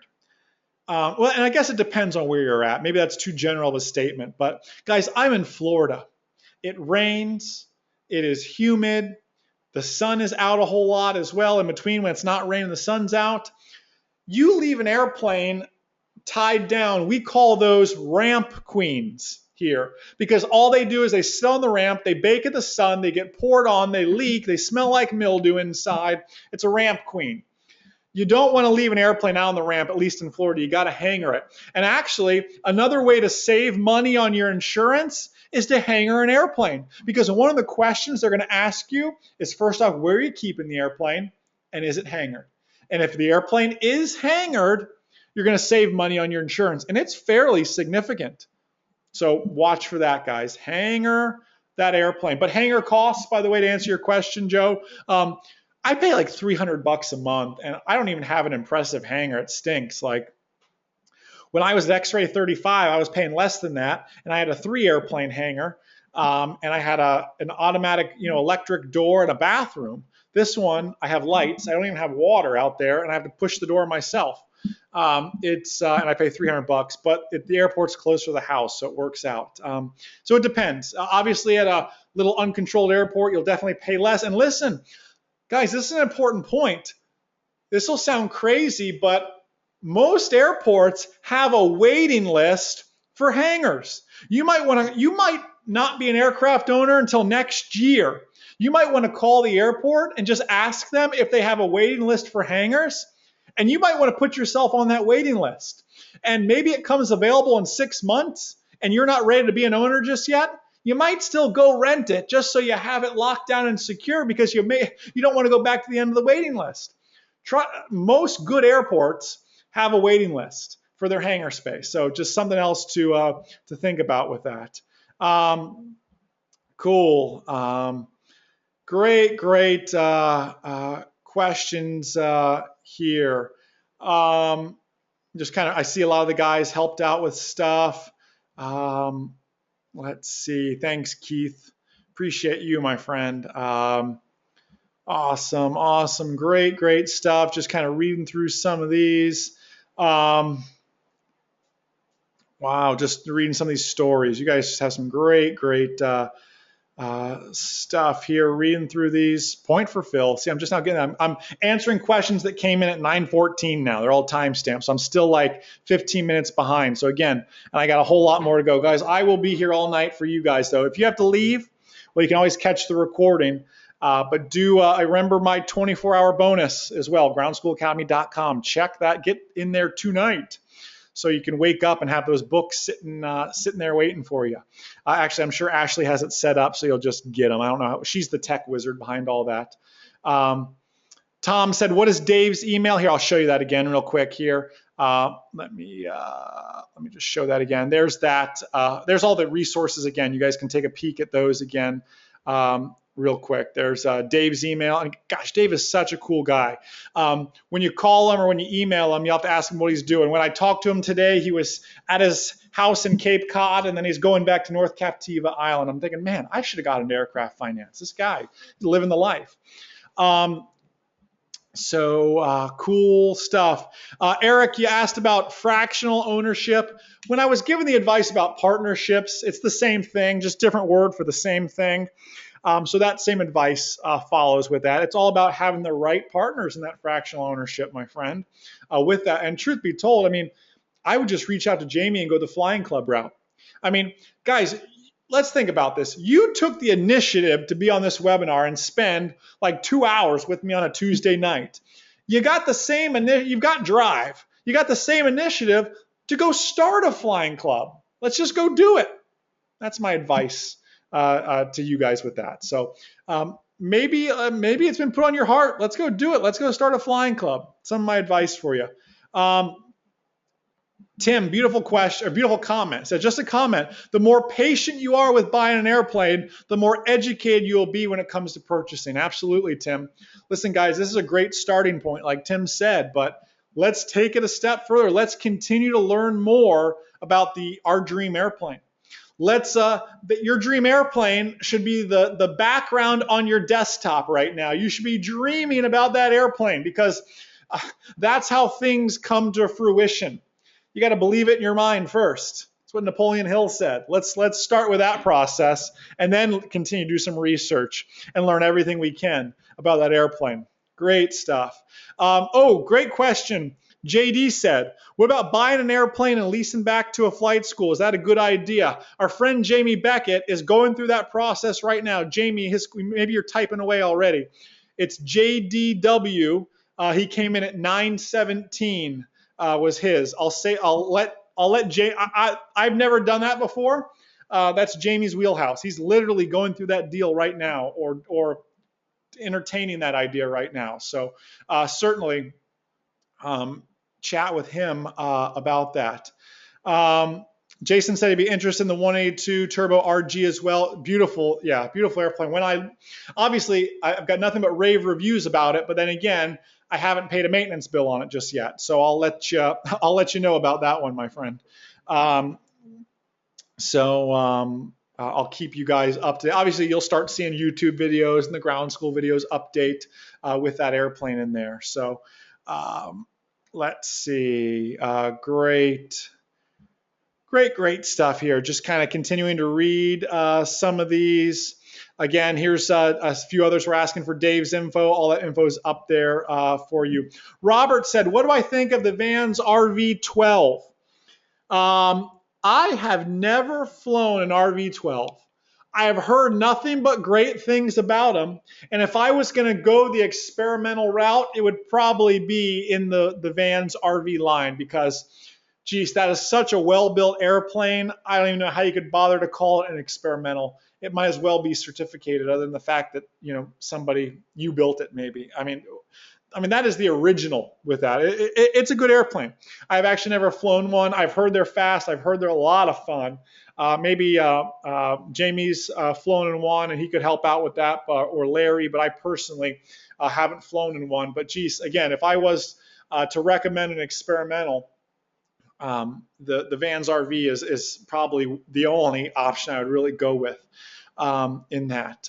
Sorry, I'm talking quieter. I'm losing my voice a little bit already. I was trying to save it today, but let's see here. Scott said, what do you think about the 172, 180 conversion? Useful load, usually climbs up, almost able to carry 4 people. It's funny you bring this up, Scott. The webinar I did last night with the ground school members was about a gentleman that ran out of fuel, was flying an airplane, a 172, that he thought had 150 horsepower, but they actually upgraded it to the 180 horsepower, yet they never updated the POH with the supplemental type certificate.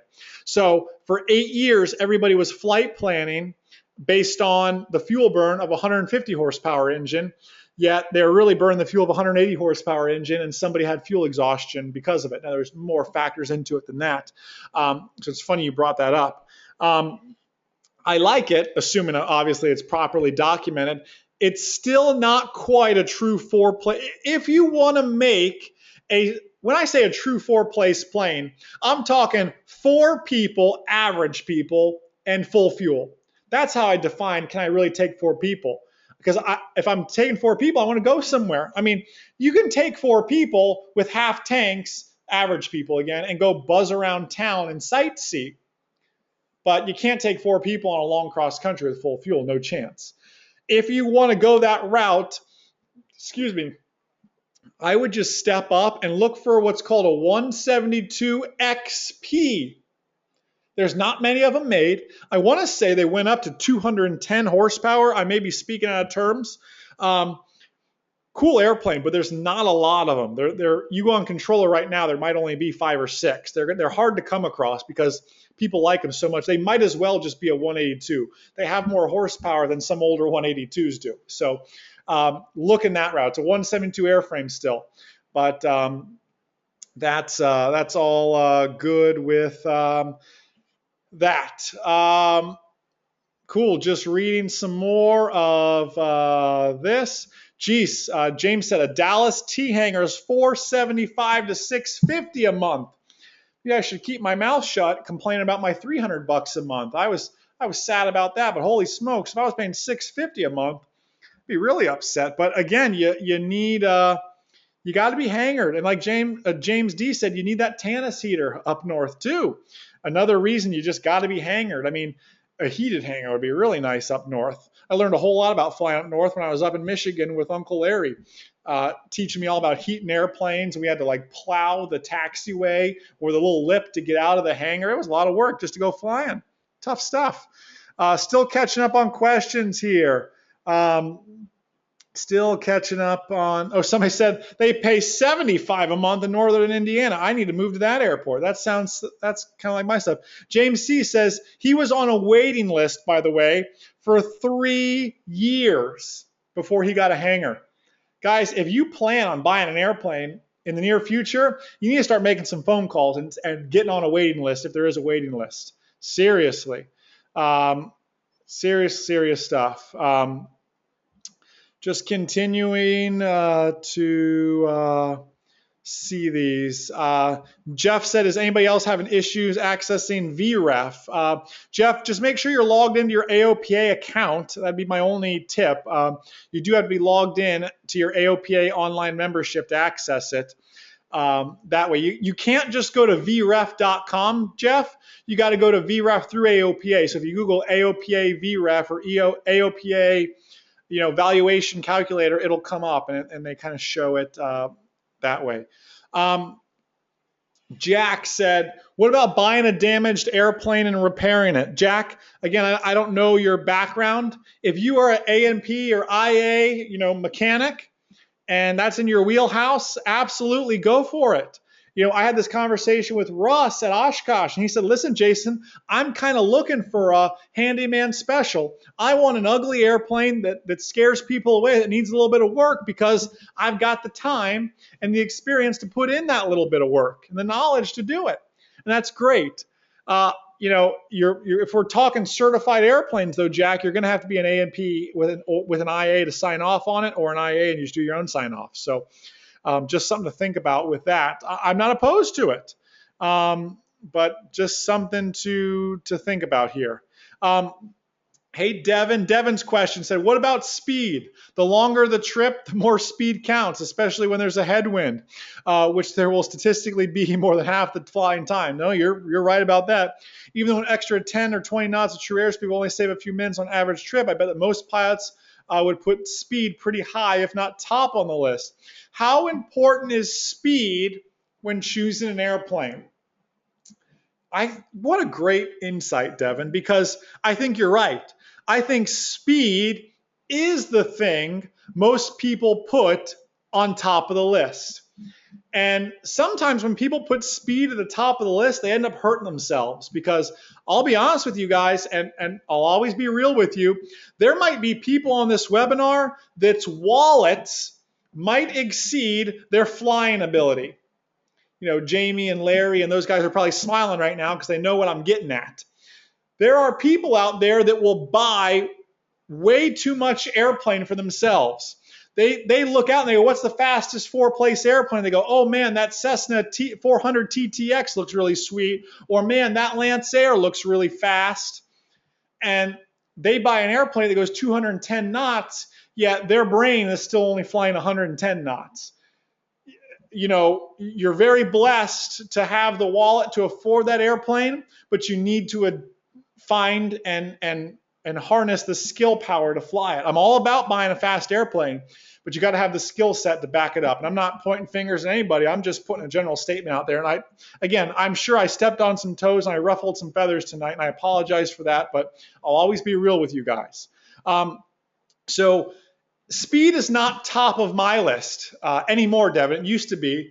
Right now, the top of my list, the things I look for are things like, what's the useful load of the airplane? Because, yeah, I'll give up 5-10 knots to take a little bit more fuel or a little bit more baggage, or, geez, the Shepard family is growing. We have a little one now, and Ashley and I would like to have another little one eventually. We're going to have 4 Shepards here soon, and they're not going to get much smaller. So we're going to have to make an upgrade here in the near future. It's things like that I start watching for, because you have to define your mission. So let me ask you that right now, guys. What is your mission? What would be your dream flight? For me, my dream flight is, geez, we're self-employed. We can make our own hours. I want to be able to say to Ashley, hey, let's go down to the Keys today and just hang out for the weekend. Hey, do you want to go to Bimini, which is in the Bahamas, for lunch? I want to be able to say those sort of things. So I need an airplane that can do that. For you, it might be flying to Tennessee to see your son or daughter who's in college, or flying across the state to visit friends, or it might just be for a $100 hamburger. What is your mission? What will be your use for that airplane 80% of the time? And then choose the airplane based on that. Be the best advice I can give you with that. Joseph said, how do you recognize a great mechanic from the herd? I go referrals with that. And unfortunately, usually there's only like 1 or 2 mechanics at an airport. I will travel for a good mechanic. And I don't mind paying a premium for a good mechanic. You say, geez, this guy told me $500 for an annual. This other guy told me $2,000 for an annual. Well, let's go do some research on them and figure out and ask around the airport, because $500 for an annual, well, you might be getting what you pay for sometimes. And that being true too, premium pricing doesn't always mean a premium product, but maybe that $2,000 is really a steal in the grand scheme of things. Just little things like that. William said, would you recommend an oil analysis during pre-buy? Here's my thing.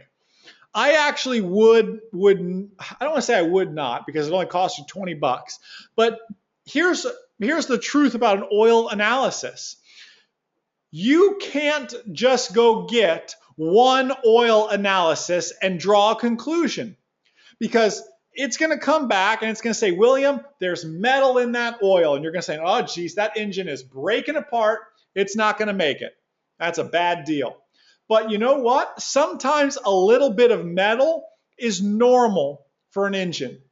You should, and what we do is I get an oil analysis every single oil change. That way I can build a trend, because that's how you make smart decisions. If you get one every 25 or every 50 hours, you can follow that trend, William. And you can say, oh, so this is normal for my airplane. Then all of a sudden, one oil change, the amount of metal in there goes up significantly. You can go, wait a second, that's not normal for my airplane.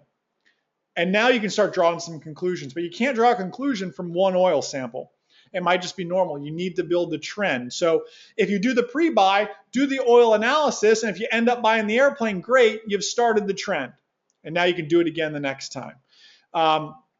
Ben said, how does sales tax work with airplanes? Is the purchase directly from an owner treated differently than purchase from a dealer? Ben, that's a tough one to give you based on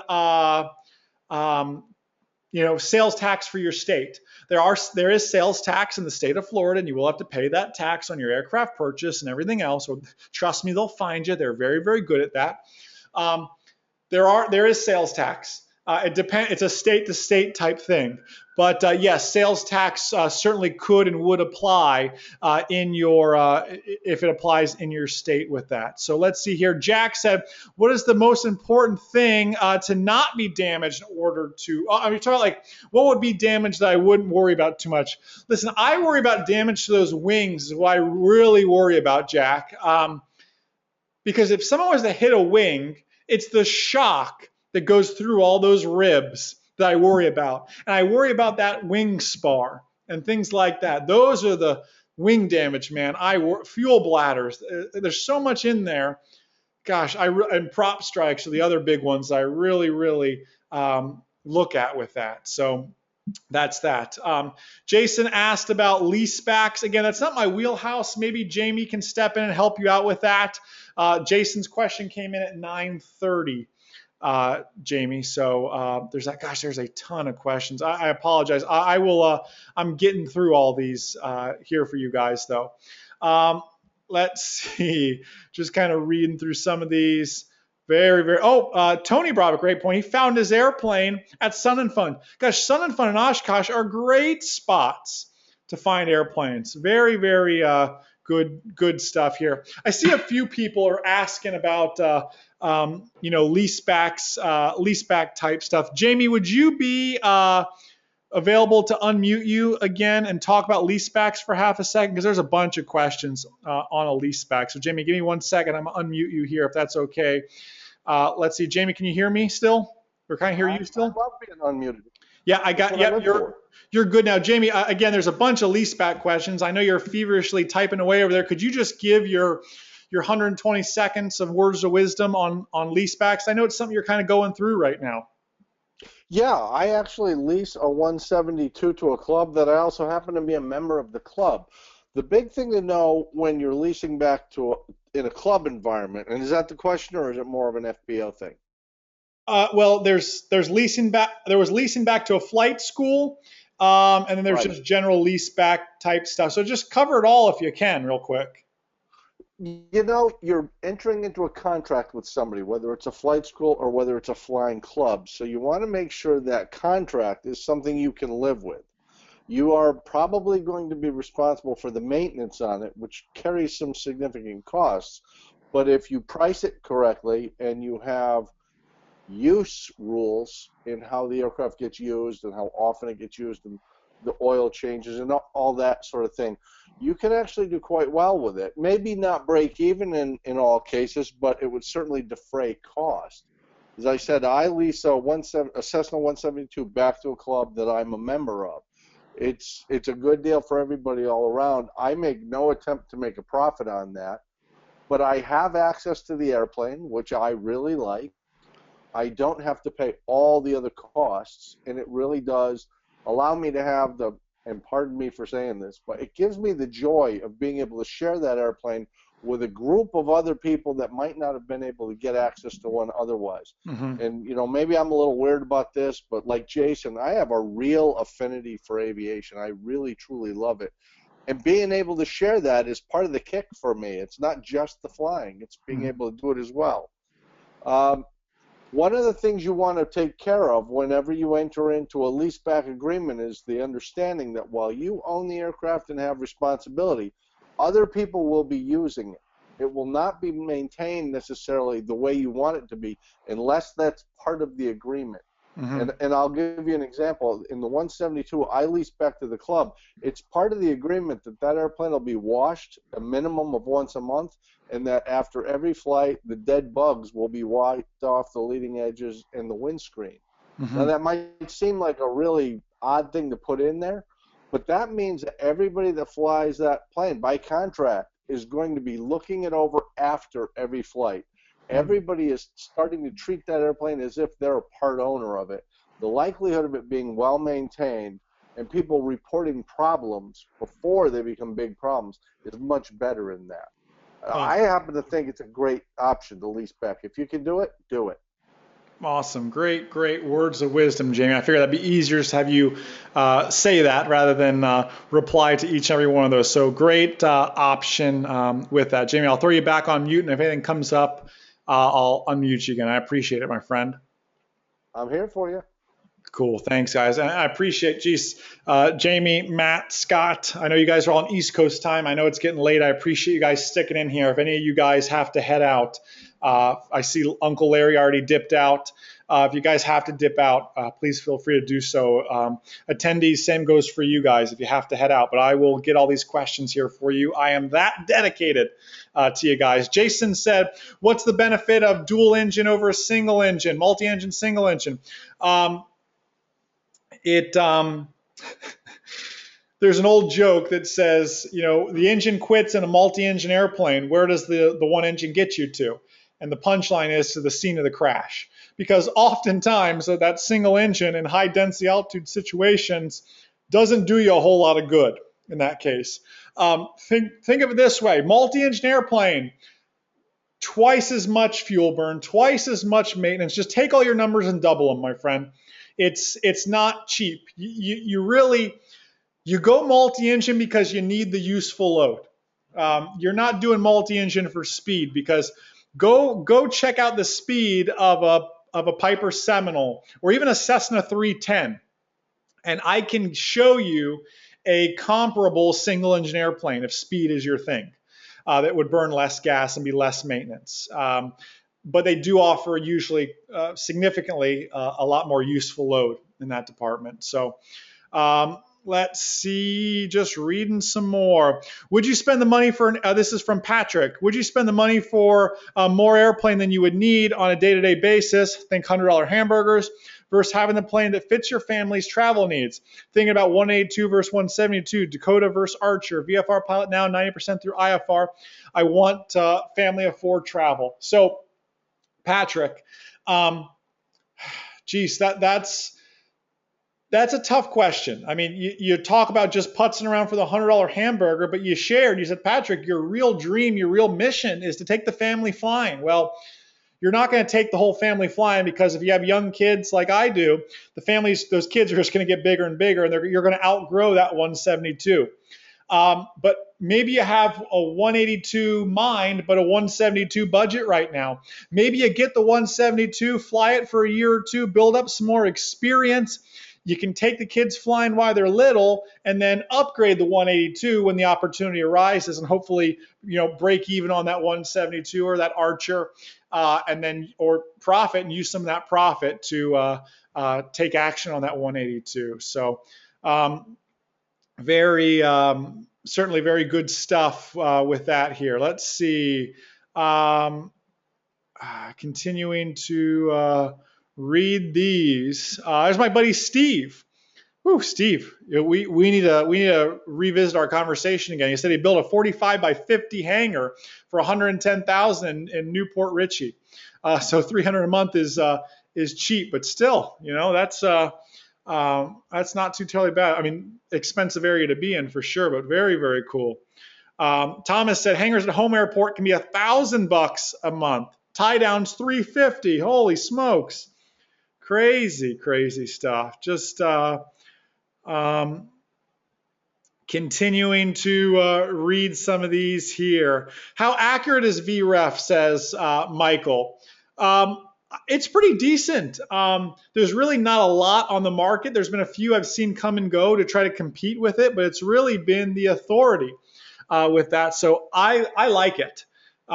It's what I use, and it seems to be fairly accurate when you're looking at that. So hey to Jack. Jack in Yuma, Arizona. Hey, Jack. He said, say hi to all my friends in Yuma, Arizona. Well, hi, Jack and his friends in Yuma, Arizona. Love it. James said his mission, 4 adults from DC to Myrtle Beach. Whew, that sounds like a fun trip. Let me know when you're there. We'll be joining you. That sounds fun. Um, beautiful, beautiful. Just reading some of these here. James C. said, what do you think about putting the plane into an LLC? I am a fan of this, James, putting the plane into an LLC, and here's why. If the plane is in your name, James, and God forbid you had an accident, or someone that was using your airplane had an accident, who are they going to come after? Well, they're going to come after James, and they're going to come after everything James is worth. If you put the plane in an LLC, it adds a layer of protection.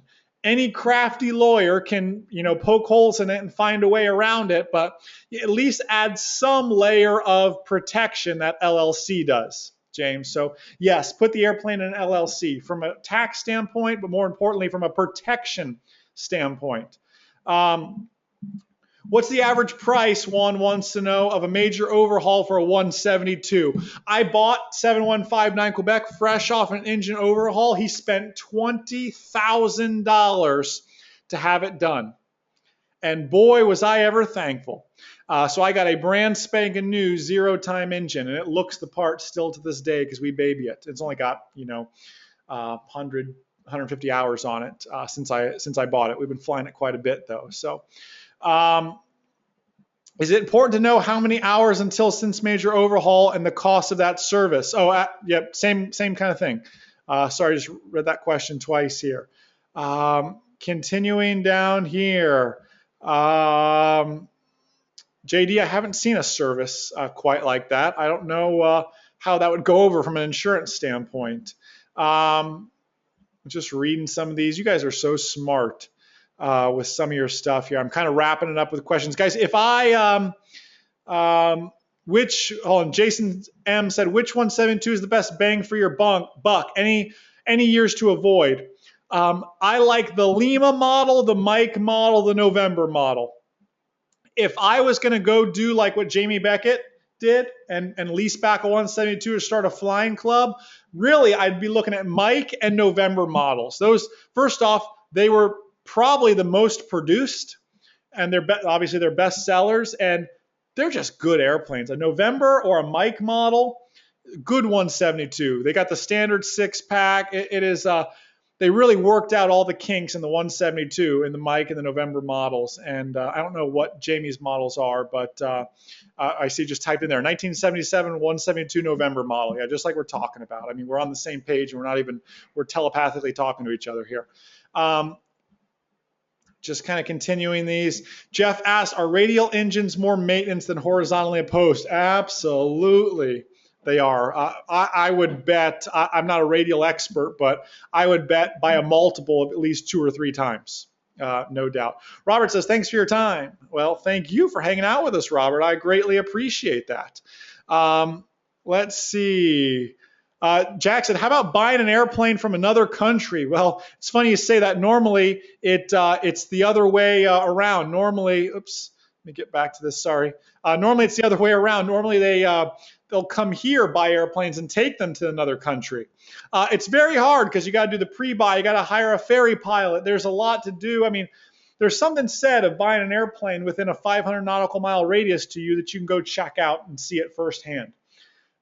It's always a little bit hard buying an airplane sight unseen sometimes. So that's that. Luciano is asking about getting a N number or doing like a foreign registry or getting an N number.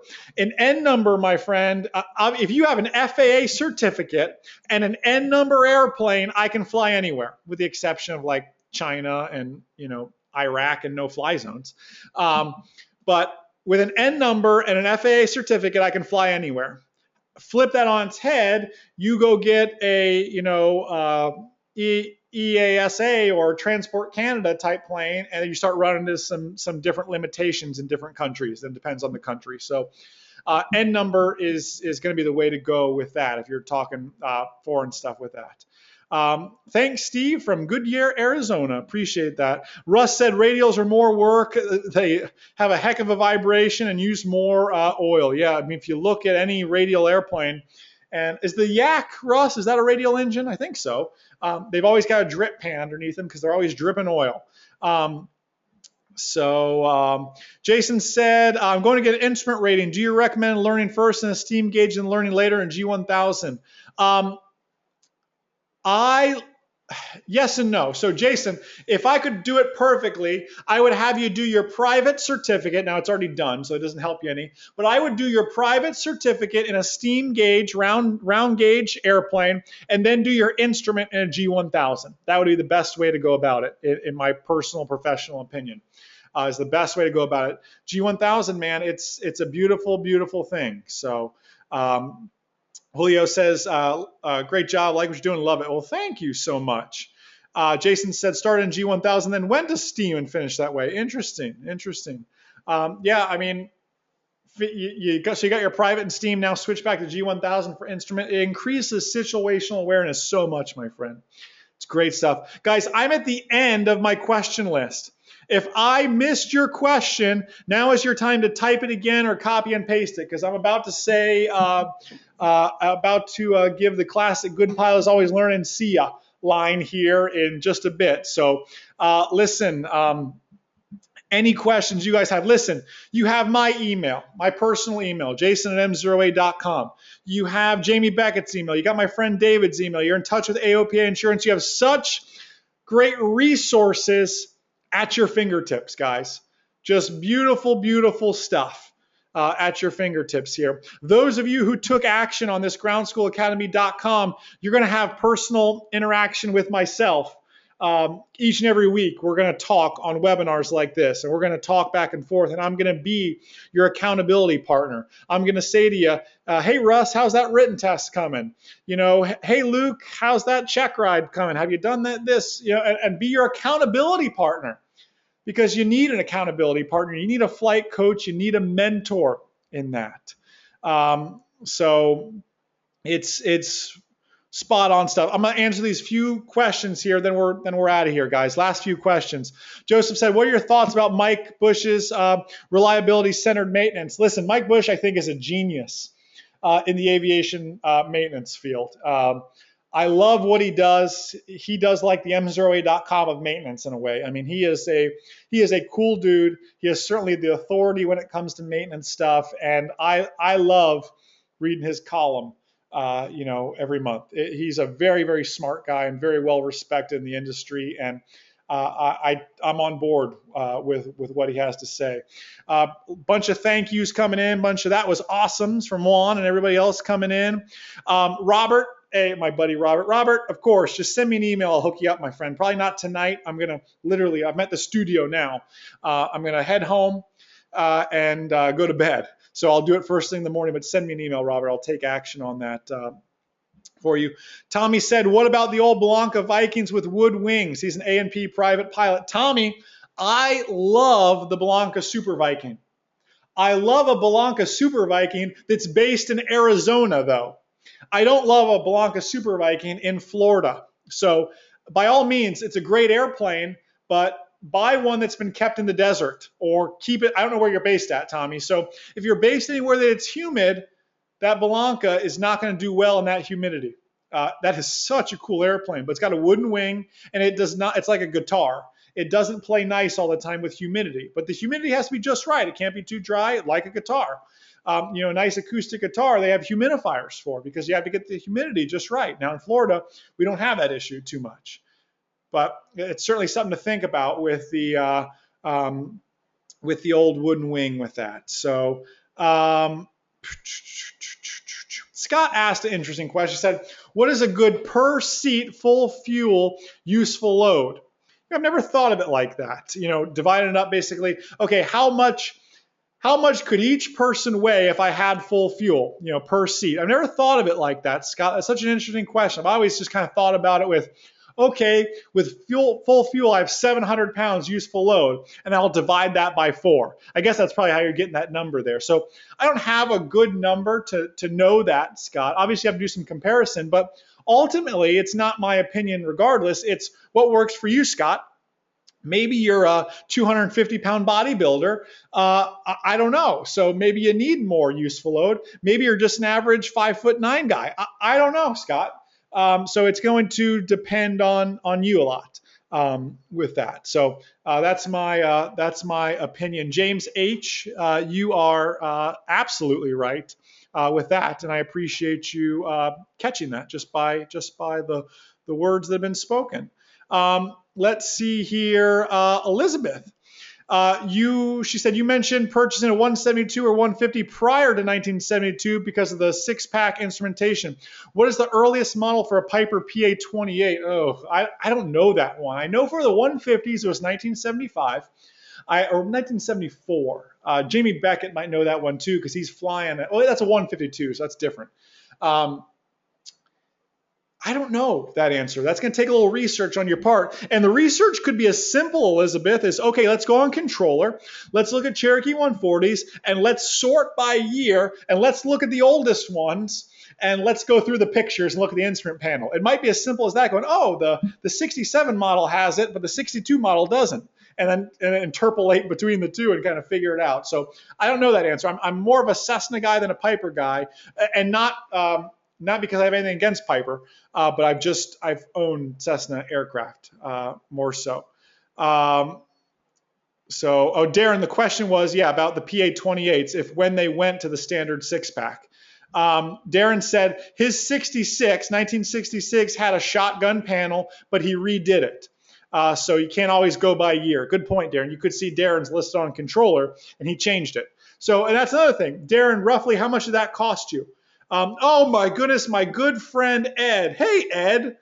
Ed, who is our resident A&P mechanic and Cherokee 140 owner, he said his 1968 six-pack, his 1968 Cherokee 140, he believes his is the first year of that six-pack, which would make sense. Darren just said his 66 was a shotgun panel. Ed said his 68 was the first year of the six-pack. And Ed's a mechanic and knows his stuff. Ed is my good buddy. Commercial pilot, I believe. Ed, I don't know if you knocked out that CFI just yet. A&P mechanic. Just a great guy. Ed, you're going to have to make a trip down to old Ocala with the family sometime. You have to meet Baby Ella and everything else. Would love to say hi. Ed is one of my Ed knows. Ed, I don't know if you were on at the beginning.